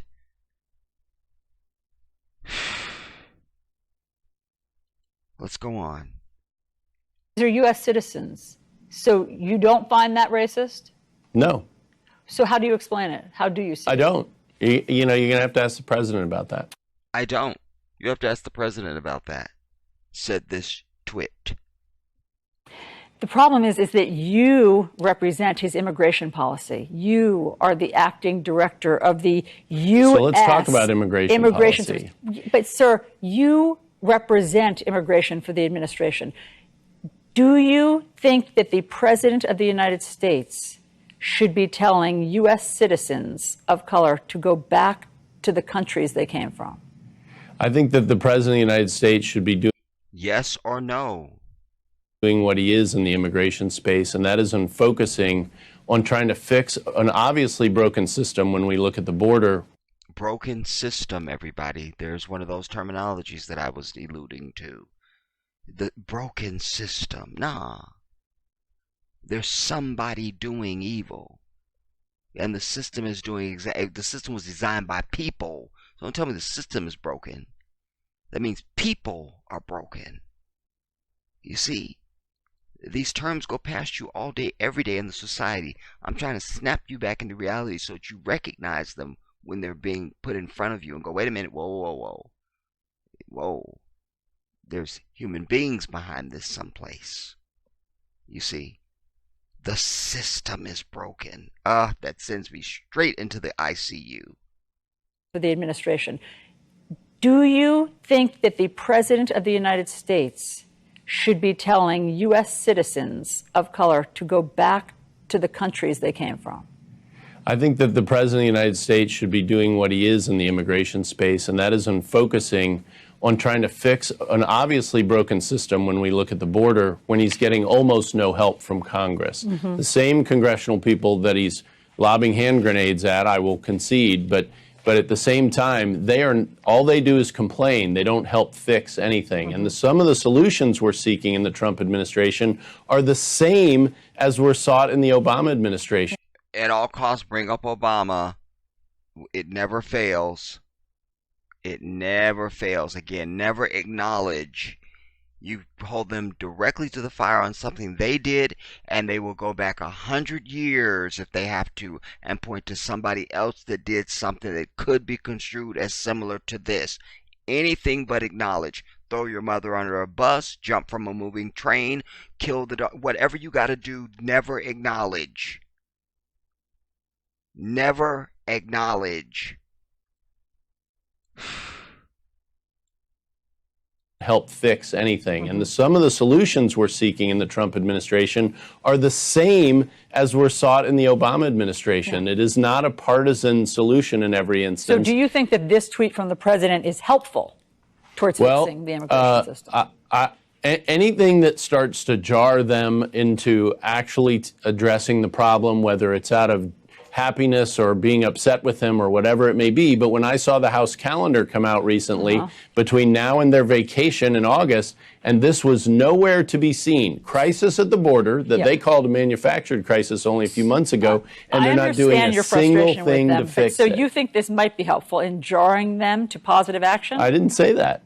But they are going to have to rouse themselves if they're going to continue to complain and not be part of attempting to solve the problem that we're facing. We're going to move on, but just to be clear so that you're on the record, you are okay with the president's tweet.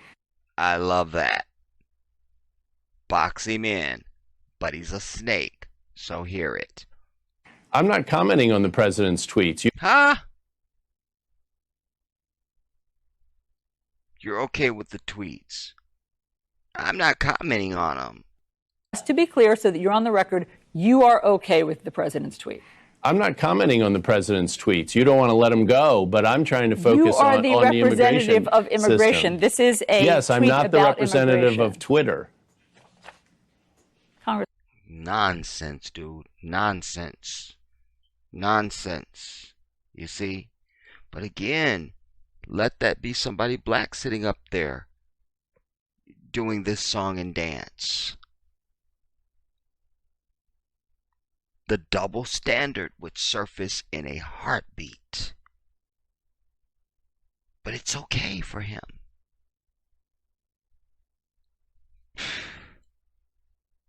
Let's go on. that we're facing. We're going to move on, but just to be clear so that you're on the record, you are okay with the president's tweet. I'm not commenting on the president's tweets. You don't want to let him go, but I'm trying to focus on the immigration You are the representative of immigration. system. This is a Yes, I'm tweet not the about representative of Twitter. Director, this is about who the president thinks belongs in the United States. Actually, immigration policy is a lot more about who the president thinks belongs in the United States. Right. These are part and we're and trying to. She just said that. Hear it again, and then hear what he said. Immigration policy is a lot more about who the president thinks belongs in the United That's right. States. These are And part we're and trying to parcel work of immigration. This is a Yes. Wait. We have to be thorough. Hear this. I'm not commenting on the president's tweets. You don't I'm not commenting on President Tweet, blah, blah, blah. Okay, fine. want to let him go, but I'm trying to focus on the representative of immigration. system. You are the representative of immigration. This is a Yes, I'm tweet not the about representative immigration. of Twitter. Director, this is about who the president thinks belongs in the United States. This is about who the president thinks belongs in the United States, she said. And then he says, Actually, immigration policy actually, is a lot more about who the president thinks belongs in the United That's States. right. which is what she just said. I can't, dude. You see, but hopefully you're understanding why I say, and my whole premise, one of my running premises in this video, yeah, Trump is the target, and he's tweeting, but he ain't alone, everybody. And this just didn't appear overnight. This goes back to 1619. Period.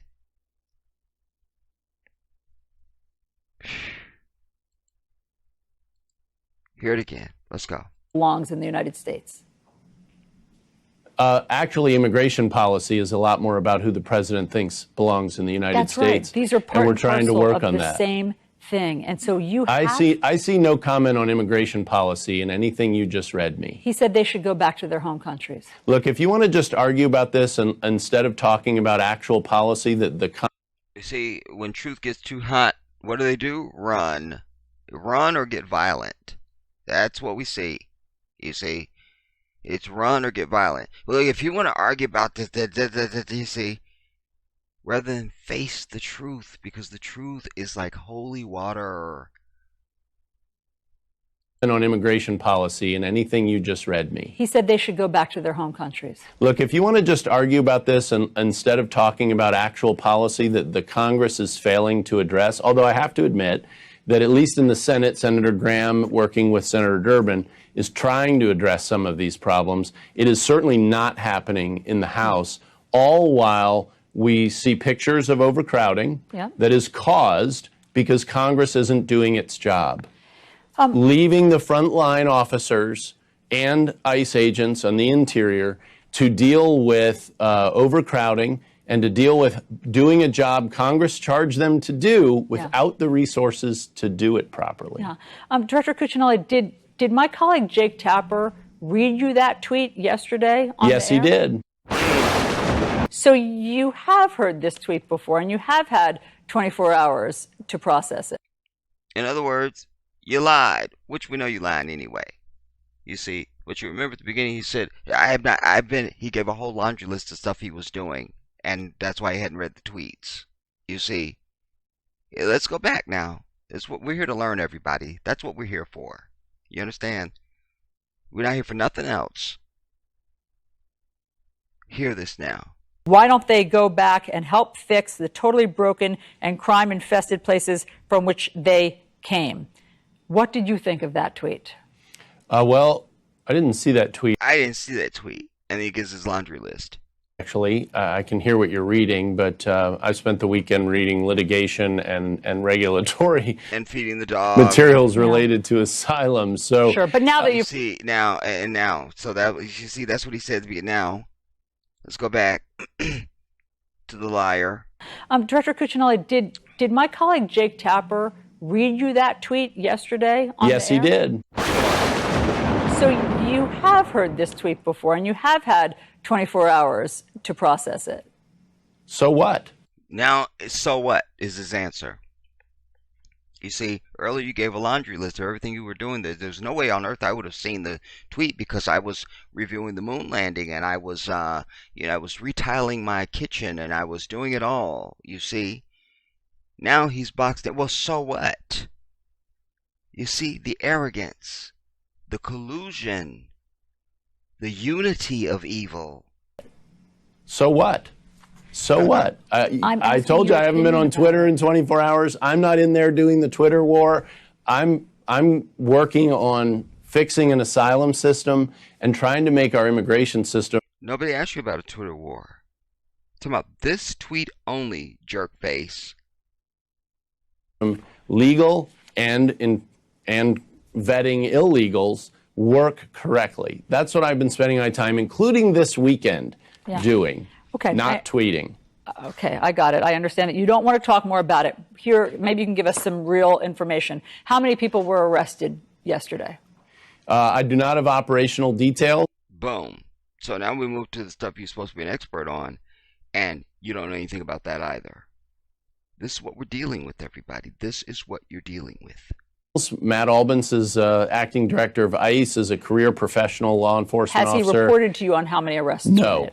No. Why not? No, well, presumably because operational details are kept contained within the agency executing the operation. Well, beforehand they're supposed to be, but not after the fact they become facts. Look, that raises a really interesting point. We're talking about this as if it were news. And I say that recognizing that this is ICE's job every single day. Their job is interior enforcement. There are over 1 million people in this country who have gone through the extensive due process system of our immigration system and have removal orders that they have not obeyed. The most disobeyed federal order that must exist.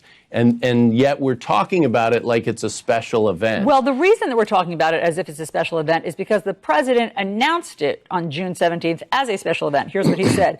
Next week, ICE will begin the process of removing the millions of illegal aliens who have illicitly found their way into the United States. They will be removed as fast as they come in. Mexico, using their strong immigration laws, is doing a very good job. He announced it as though it will begin the process, as though it was a special event. We're responding to that. Well, and again, President gets to speak for himself, but in terms of details of the operation and specific results, those are not public yet. And I don't expect operational details to become public on the front side of their execution at any point. I don't mean on the front side of their execution. And I've told you that I don't have details about any arrests that have taken place so far with respect to that operation. The reason that I'm asking you is because the different mayors in these cities that we were told were being targeted have said that they haven't seen anything. So it's just hard for us to gauge whether it's really happening. Understood. Is it really happening? Well, when ICE is ready to do it, and maybe do you know anything? It's already begun, then they'll execute on it. But those are not details they share outside of their own law enforcement agencies with in any breadth. So they haven't told you, basically. Correct. Okay. Politico is reporting this morning that you all will be making an announcement to Congress about a change in asylum policy. It says here, the Trump administration is readying a new DOJ DHS rule for asylum claims at the southern border. The administration is set to begin briefing senior figures on Capitol Hill today. The administration has been eager to have Congress change asylum laws, but it appears as if the White House is taking matters into its own hands. So what will you be announcing today? So as I mentioned earlier, without congressional action, we have been looking at the steps that we can take within the existing legal structure. What will you be announcing today, she asked you? To fix various aspects of our asylum system, among other things, but asylum is what USCIS is responsible for. We are working with the Department of Justice on a number of matters, and I think that you can expect to see some more details as this week unfolds in that respect. Again, very traditional regulatory action going on here. It's just a lot slower than if Congress would take steps. Yeah, but it doesn't sound that traditional, because it sounds like, I mean, from CNN's own reporting, that what you want to do is bar migrants who are transiting through Mexico from being able to claim asylum here. So as we know, many come through from Central America through Mexico and then claim asylum. So is that what you're trying to change? So, and at the same time, talking to Mexico and Northern Triangle countries about safe third country agreements as well. So we are looking at various aspects of that same strategy, both here regulatorily, internally, and with international partners. I'm over it. I'm over it, man. I'm over it. I'm over it. You know, the veil is off. The curtain has been snatched down. Do you understand me? This will be our final piece. Our crescendo. And it's the perfect piece to end on, because it summates everything and converges every claim that I have proclaimed and backed up in this piece. You see, one of the other things, when we were reading the Fat Puff's tirade, his tweet, when he's trying to bring in Israel and all of this, you see there's a calling on. This gives backbone, even more backbone, to my claim when I say to you, he's the one tweeting, but he's not alone. He speaks for the masses, everybody, and not just in this country. You see? That's why he would cite Zionist as Israel. There is a collusion that is in place. It is known and it is unspoken. They don't need to. You'll remember the case of Anthony Ray Hinton that I brought you. He did 20 or 25 years in prison for I believe it was a rape and a murder, or it might have just been murder, whatever, that he did not commit. Why this is worthy to shine light on again is because you had two white police that came up to him to arrest him. He was saying, I haven't done anything, I'm not guilty of anything. And they said to him, these two white police, we know, and we don't care. He said, the fact of the matter is, you're being charged with this crime. And he said, and you're going to have a white judge. This was them saying this to him. You're going to have a white judge, a white prosecutor, and a white jury. And they go, do you know what that spells? Guilty. Here you had two white police speaking aforehand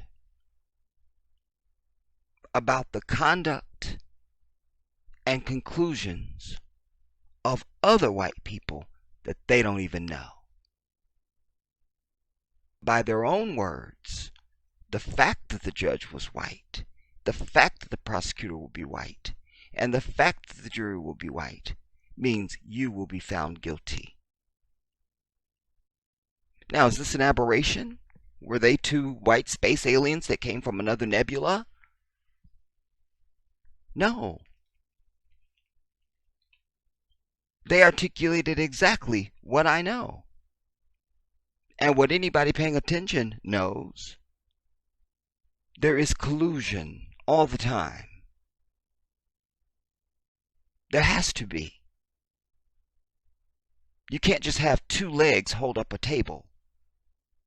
You gotta have four legs. So throughout the centuries and generations, there's always been the legs to hold up this farce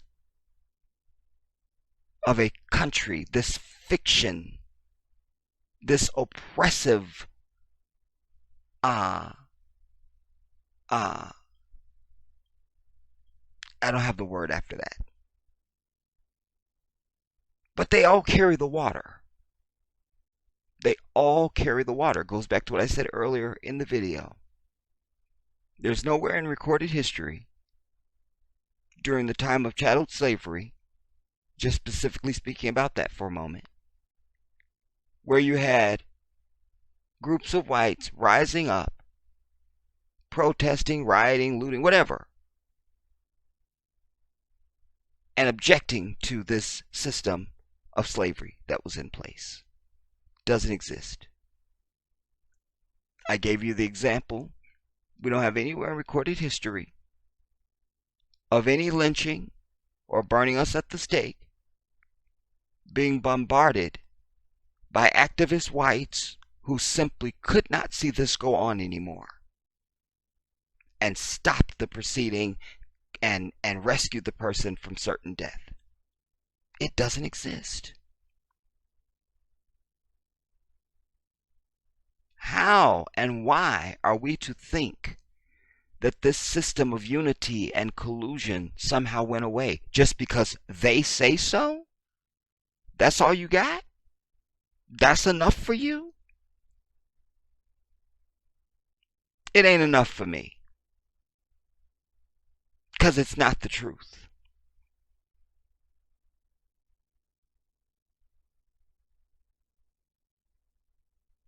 So when he was speaking, and the other thing that's inferred, and that's why I'm ending with this piece, because of what I'm about to say right now. And when we look at the Colin Kaepernick situation and others, we could just bring that one right now. There's this demand that you're supposed to love this country. First of all, they act like they bestowed some divine privilege on you to live here, or that it is some divine privilege to live here. And then they demand that you love it. Well, they'll be waiting a very long time, because I'm never going to love this bitch. You understand? And it is only by the decree, the qadr of Allah, that I was even born in this asshole of Satan.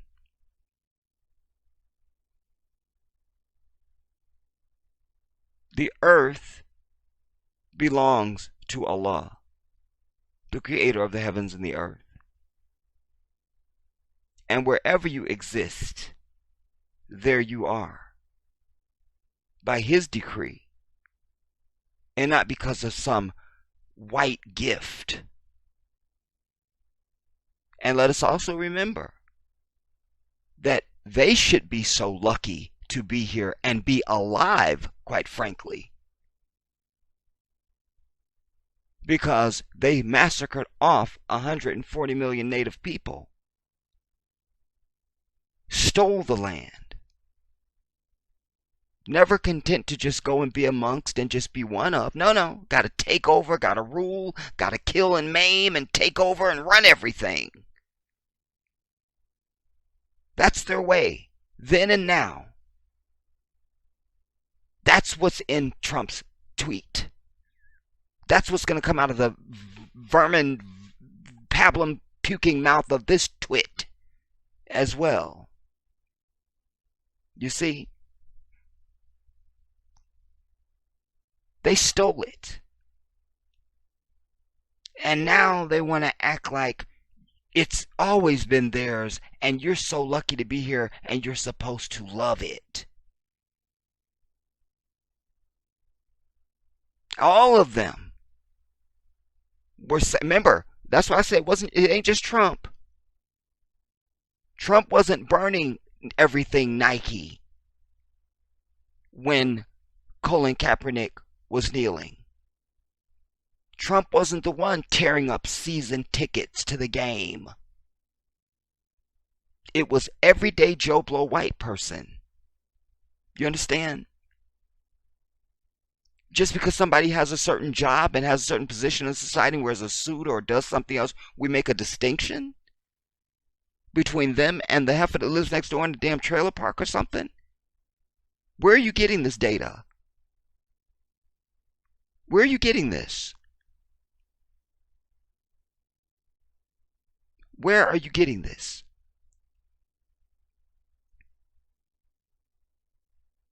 This is what we're dealing with, everybody. This is what we're dealing with. And you have an obsession from the highest to the lowest, from Trump down. You have this obsession that doesn't exist amongst any other peoples on the earth. You don't have any other culture of people who are even obsessed with continuing to rule even after they're dead.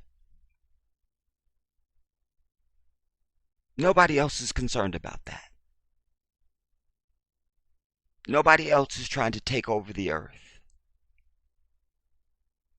Nobody else has military bases in 175 countries. Nobody else. Nobody else is propping themselves up as the savior of the world, and definitely not calling their leader the leader of the free world. You understand? This is a sickness, and anybody not paying attention to it is doing themselves a very suicidal injustice. You need to open up your eyes and see what's in front of you and be clear about it. That's why I say this. Everybody's up in a fire. Oh, Trump's latest racist tweet, and oh my God, the picture's bigger than that. It's always bigger than that with these damn people. That's why I always tell you, my people, you have to look at the big picture. What's the big picture?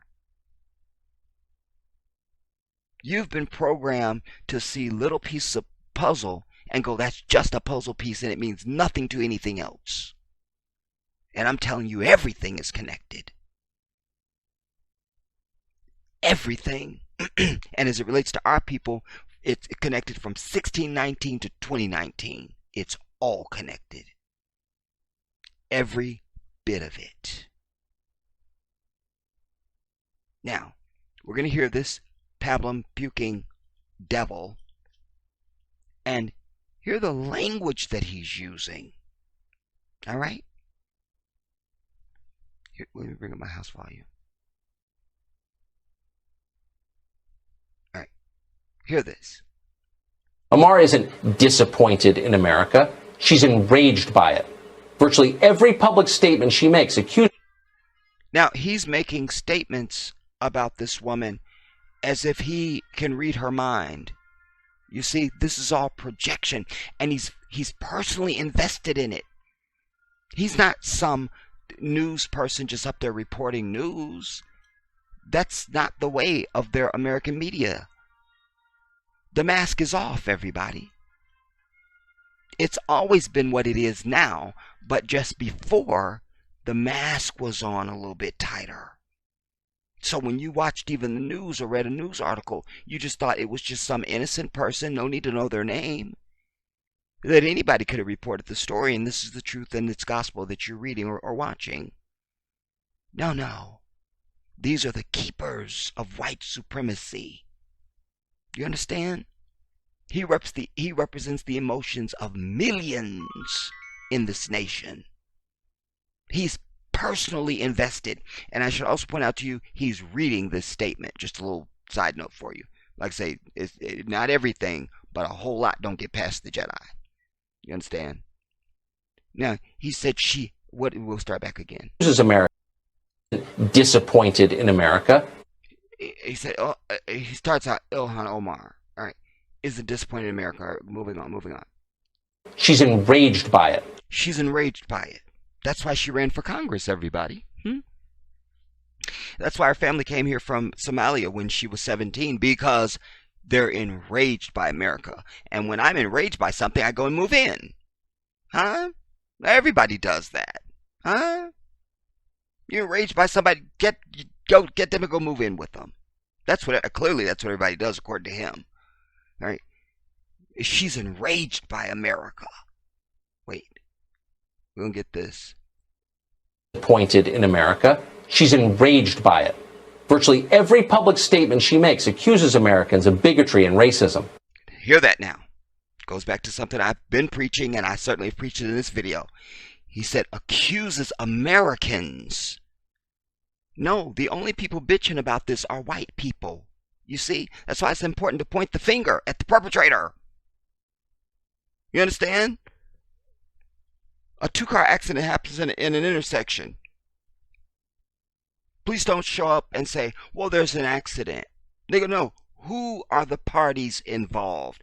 Are you driving the white car, miss? Are you driving the red car? Not, no, well, there's just an accident. No, heifer, somebody need to show us some insurance. You see? They try to talk over, but it's them. When you hear these statements, well, the country's just divided. The country's not divided. White people are just pissed off. You see?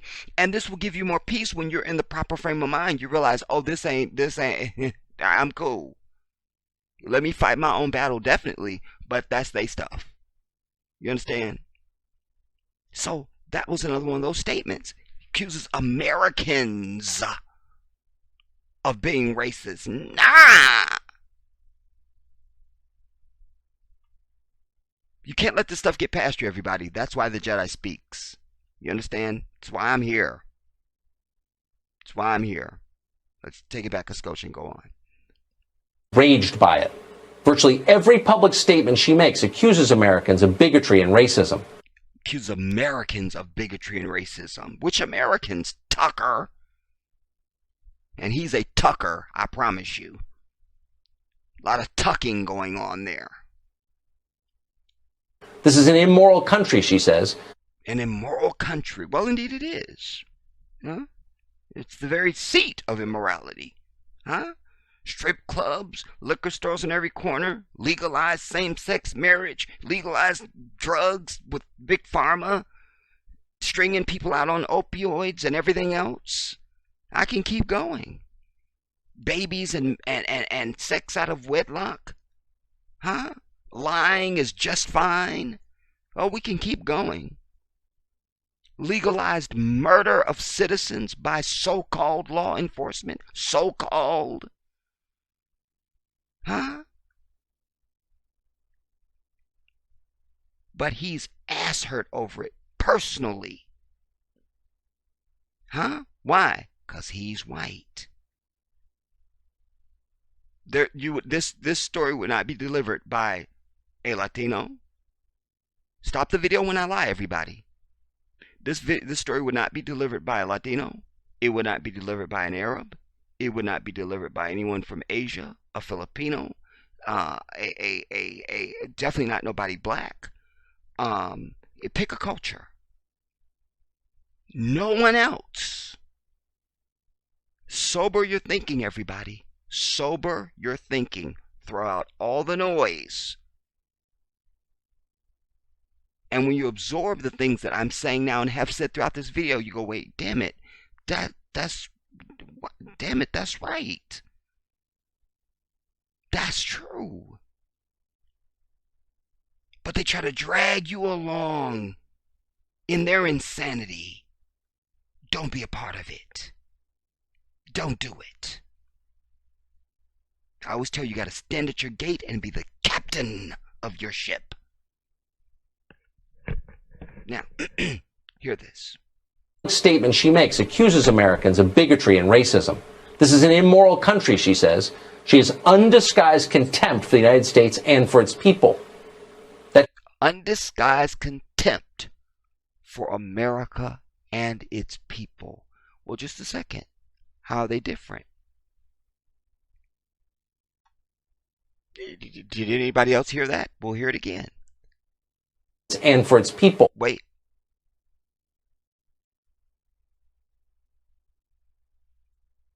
And racism.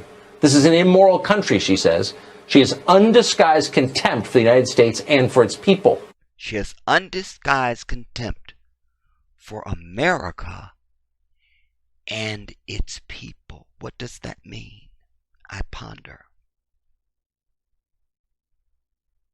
What does that mean?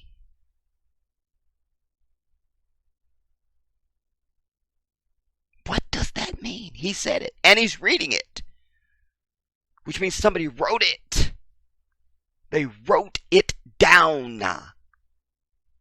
And I always tell you, when somebody writes something, they mean it. So every word is on purpose because he's reading. So she has contempt for America and its people. What does that mean? Who's America? Or what's America? I got the people part, but what's America? Would she just hate the location that it is on the planet? Is the climate all wrong? Or, I mean, what am I missing? Does the sun clash with her eyes in this region? I mean,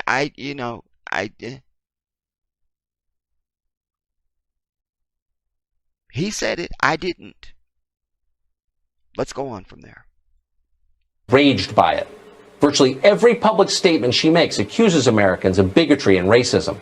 This is an immoral country, she says. She has undisguised contempt for the United States and for its people. That should worry you, and not just because Omar is now a sitting member of Congress. That should worry you. By the way, this sister has many different hijabs and scarves that she wears, but notice the ones they're picking. Notice the ones they're picking.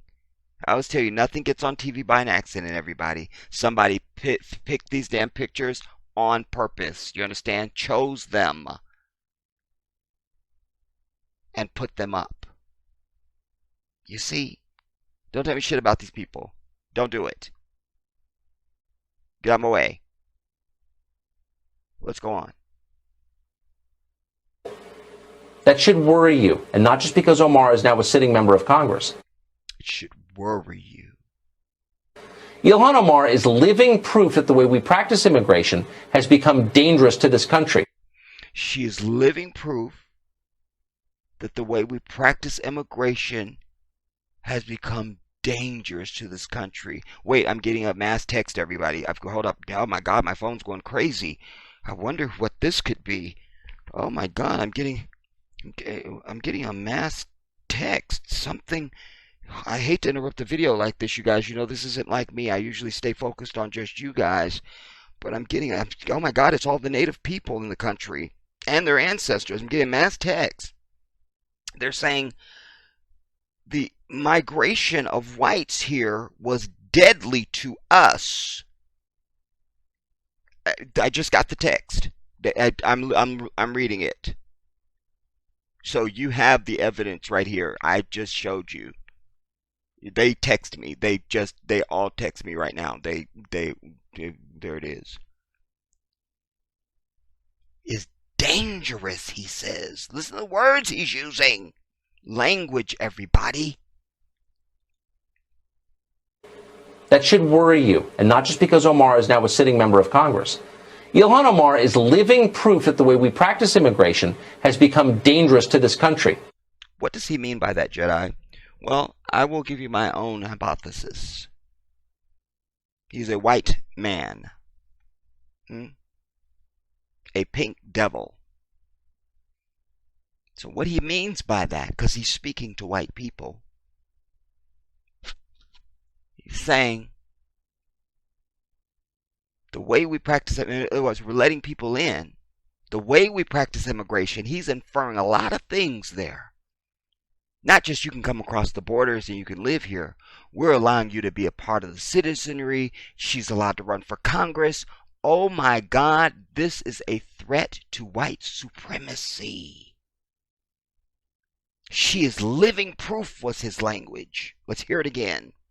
She's living proof. He already told you you should be afraid, not just because she's a member of Congress. Let's hear the piece again. It's very important, everybody. It's very important. Tell you the Jedi's not here to waste your time or mine. If I speak, it's because there's something that must be said. In America, she's enraged by it. Virtually every public statement she makes accuses Americans of bigotry and racism. This is an immoral country, she says. She has undisguised contempt for the United States and for its people.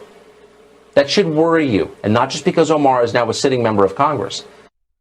And notice we're not going to see any pictures of her wearing her American flag or her senator pin, I'm sure of that. Because she despises America. People. That should worry you, and not just because Omar is now a sitting member of Congress. Not to mention, she had to put her hand on the Quran and raise her right hand and swear to uphold the Constitution of this asshole of Satan as well. But she despises the place, everybody. She despises it. That's the only reason why you run for Congress, is because you despise the place. That's what you do. Ilhan Omar is living proof that the way we practice immigration. She's living proof that letting in these non-ass white people, who, and in her case, she's especially dangerous because she's not a Christian, she's a Muslim, which means she has a strong moral fabric. Go on. Has become dangerous to this country. Dangerous is the word being used.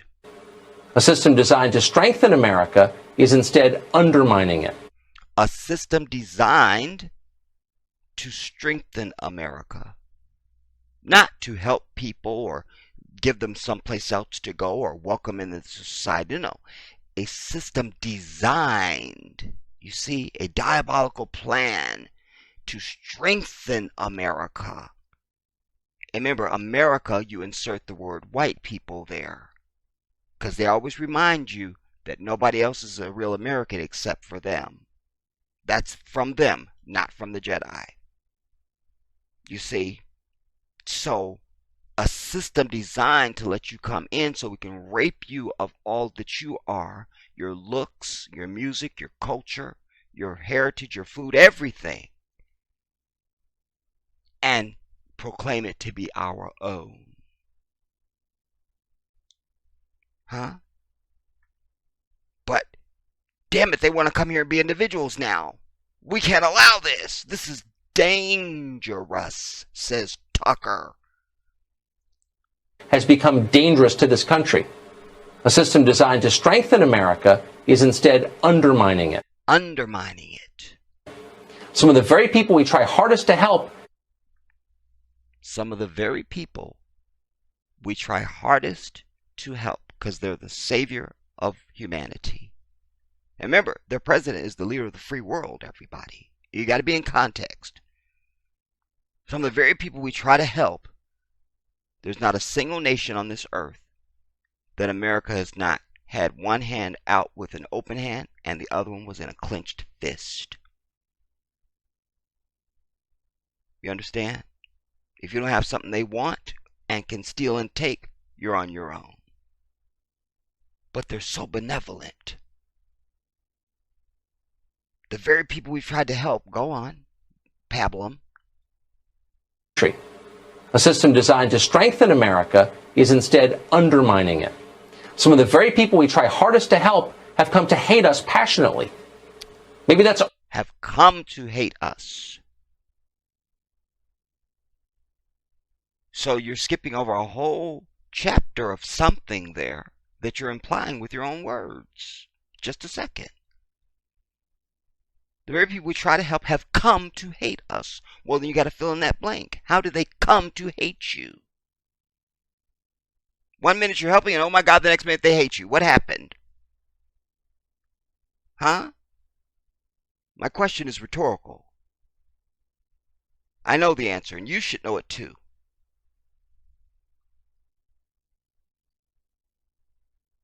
Passionately. Maybe that's our fault for asking. Wait. Didn't go back far enough. We're going to hear this. Become dangerous to this country.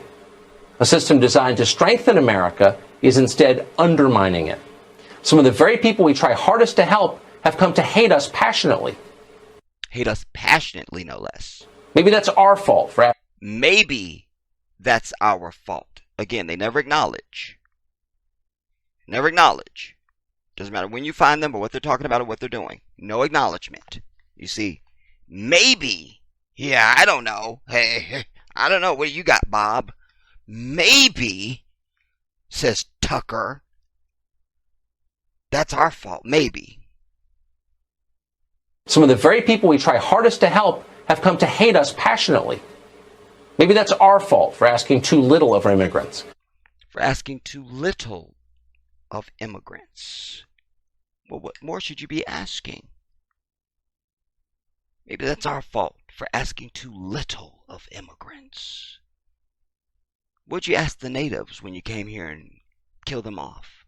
What'd you ask them? Did they get a say? Oh my God, they're texting me again. They're telling me we didn't get a say at all. They just texted me. Huh? Maybe we're asking too little of immigrants, says Tucker. The very people we try hardest to help have come to hate us passionately.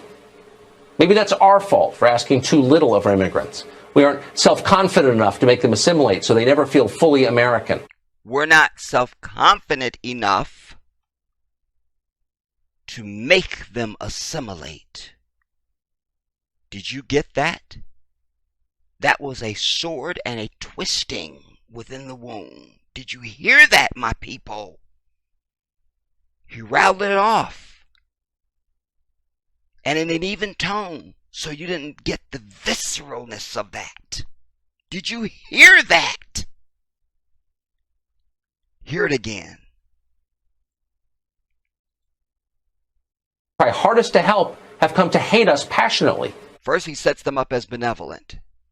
Look at the look on his face, the benevolence and the body language. Like, we're just trying to help. And they came to hate us. Then he's setting you up so he can stab you with this dagger. Watch. Some of the very people we try hardest to help have come to hate. Look, raised eyebrows and everything. Oh, I'm sorry, he doesn't have any eyebrows. My bad. I forgot she's a drag queen. My bad. I did. Look, I'm getting a text. Undermining it. Some of the very people we try hardest to help. See the look? We just try to help. Like, hands outstretched almost. You see. Go on. Have come to hate us passionately. Maybe that's our fault. Maybe that's our fault. Now, as if he's getting on themselves, you see. Maybe that's our fault. For asking too little of our immigrants. Asking too little of immigrants. Here comes the dagger. We aren't self-confident enough to make. We aren't self-confident enough. Make them assimilate so they never feel fully American. To make them assimilate so they never feel fully American. I have to break that down for you. What he really wants to say and what he's really saying. Because we already said in the previous statement, maybe we're asking too little of our immigrants. And what he wanted to say and what he's essentially saying, he is saying there, we should make them assimilate so they can be more American. And I already defined for you the word American means white people. That's what it means. Don't pee on my leg and tell me it's raining. But he packages it. Just before the statement, he makes this fake benevolent woe is me statement. Maybe we're not asking enough of the immigrants, he goes on. Then straight into the dagger. Maybe we're just not confident enough. You see, in other words, maybe we just aren't tough enough to demand that when you come here, you assimilate. You will not speak Arabic. You will not speak Spanish. You will only speak English. And you will not wear your hair natural. It will be straight and it will be blonde. And so on. This is the devil looking at you right now. Do you understand? This is the devil. Enough to make them assimilate so they never feel fully American. Fortunately, maybe that's our fault for asking too little of our immigrants. We aren't self-confident enough to make them assimilate so they never. We aren't self-confident enough to make them assimilate. Never feel fully American. so they never feel fully American, trying to make it seem like, oh, we feel so bad they don't feel fully American, as if there's some deficit. That's not what he means at all, everybody. Stay focused.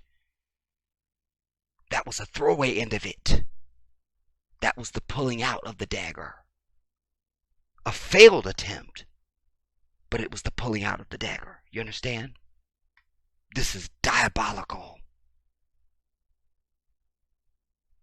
We aren't self-confident enough to make them assimilate, so they never feel fully American. Or maybe the problem is deeper than that. Maybe the problem is deeper than that. He's just in question. He has no clue of what's going on. He doesn't know. He's just, quotations, reporting everybody. No. This is his own personal feelings. You understand?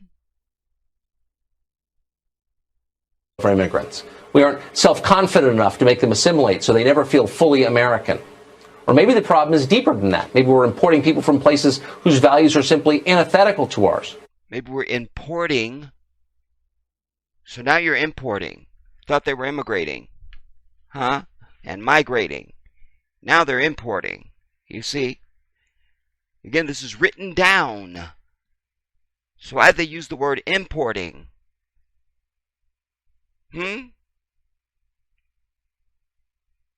Why'd you use the word importing? As if it's cargo or merchandise. Consumables. Language.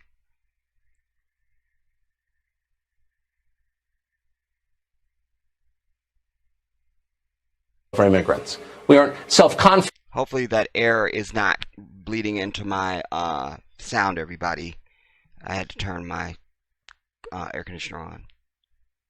Enough to make them assimilate, so they never feel fully American. Or maybe the problem is deeper than that. Maybe we're importing people from places whose values are simply antithetical to ours. Whose values are antithetical. Huh? Well, where? Because, first of all, America doesn't have any values. And any that they want to imagine are antithetical to all humanity. How about that? Huh? Since we want to talk about the antithesis of things. So they never feel fully American. Or maybe the problem is deeper than that. Maybe we're importing people from places whose values are simply antithetical to ours. Who knows what the problem is? Who knows what the problem is? Certainly not Tucker. Who knows? Maybe, Mika, do you know? You're the one that got me doing all this work, girl. And you didn't bring me back a souvenir. I'm coming after you. Look outside. Look outside. Look outside. Who knows? Tucker doesn't know everybody. Who knows, says Tucker. Who knows? It's in some nebula. It can't be known by humanity. Hear this. Or maybe the problem is deeper than that. Maybe we're importing people from places whose values are simply antithetical to ours. Who knows what the problem is with a squint? Problem is. But there is a problem. But there is a problem. Huh? He's very affirmative about that. No, I don't know anything, but there is a problem. I don't know how to tie my shoe. I don't know what day of the week it is. I don't know where I'm at. I don't even know my name. But I know that there's a problem. But there is a problem. Huh? Says Tucker. These are simply antithetical to ours. Who knows what the problem is? But there is a problem.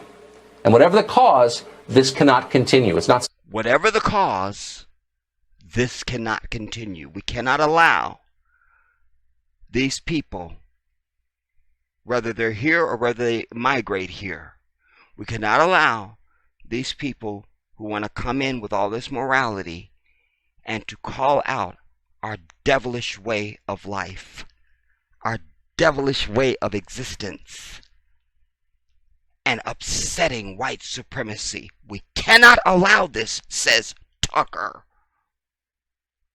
Huh? It cannot continue, says Tucker. Or maybe the problem is deeper than that. Maybe we're importing people from places whose values are simply antithetical to ours. Who knows what the problem is? But there is a problem. But there is a problem. And whatever the cause, this cannot continue. It's not. So he doesn't know what the problem is. But it cannot continue. And there is a problem. We don't know what it is, but there's a problem and it can't continue, according to Tucker.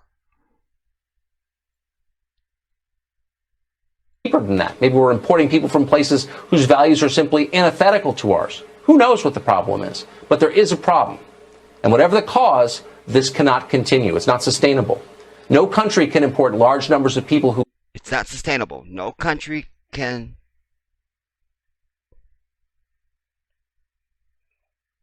And whatever the cause, this cannot continue. It's not sustainable.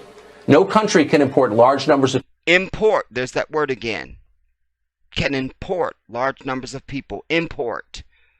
Wonder if they've got a barcode on them with all this importing going. Wonder if Ilhan's got wonder if her family's got a barcode. Everybody, somebody check for the barcode number. See if we get a barcode, a SKU.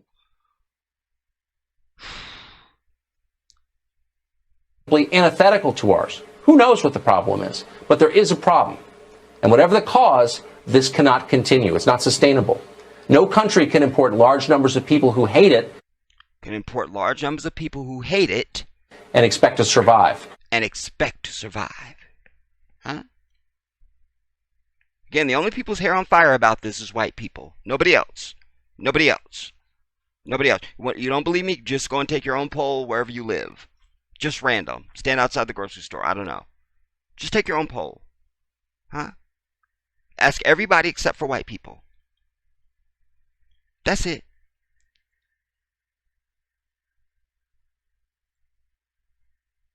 You can import large numbers of people who hate it and expect to survive. The Romans were the last to try that with predictable results. The Romans were the last to try that. Let's see, I wonder if the Romans were they Arab? I think they were Chinese. No, they were Japanese. No, they were Filipino. No, damn it. No, I think they were Mexican. No, damn it.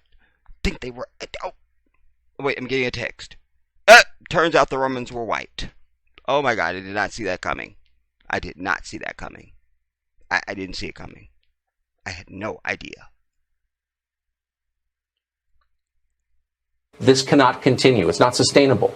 No country can import large numbers of people who hate it and expect to survive. The Romans were the last to try that with predictable results. So be grateful for Ilhan Omar, annoying as she is. Be grateful for Ilhan Omar. And what? And expect to survive. The Romans were the last to try that with predictable results. So be grateful for Ilhan Omar, annoying as she is. And knowing that she is? She's a living fire alarm. She's a living fire alarm, everybody. A warning to the rest of us. A warning to the rest of us. Who? I wonder who he's talking to. She's a warning to the rest of us. Is she a warning to me? I don't think. No, just looking through my legal papers, it turns out it's not me. Wait, I'm getting a text.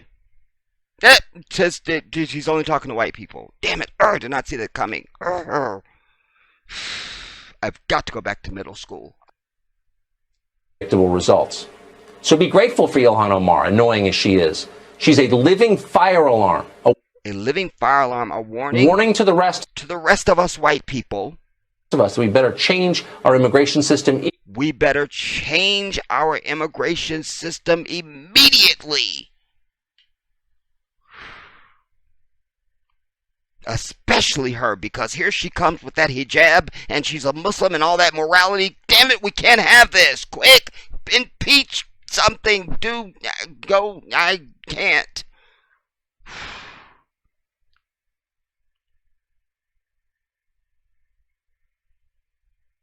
So be grateful for Ilhan Omar, annoying as she is. She's a living fire alarm, a warning to the rest of us that we better change our immigration system immediately, or else. Or else. Oh my God, or else. Quick, grab the kids and get in the car and run for your life.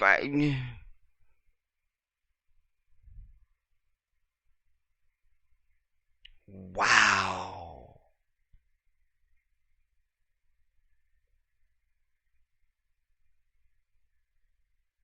He is no different than Trump. And they speak for the masses. Do you understand me?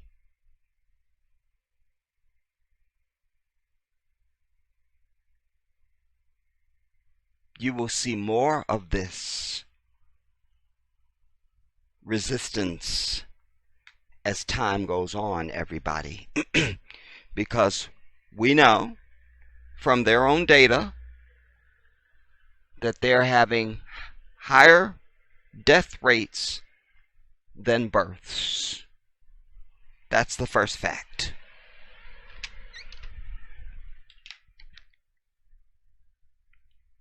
We know from their own data that they're changing the census.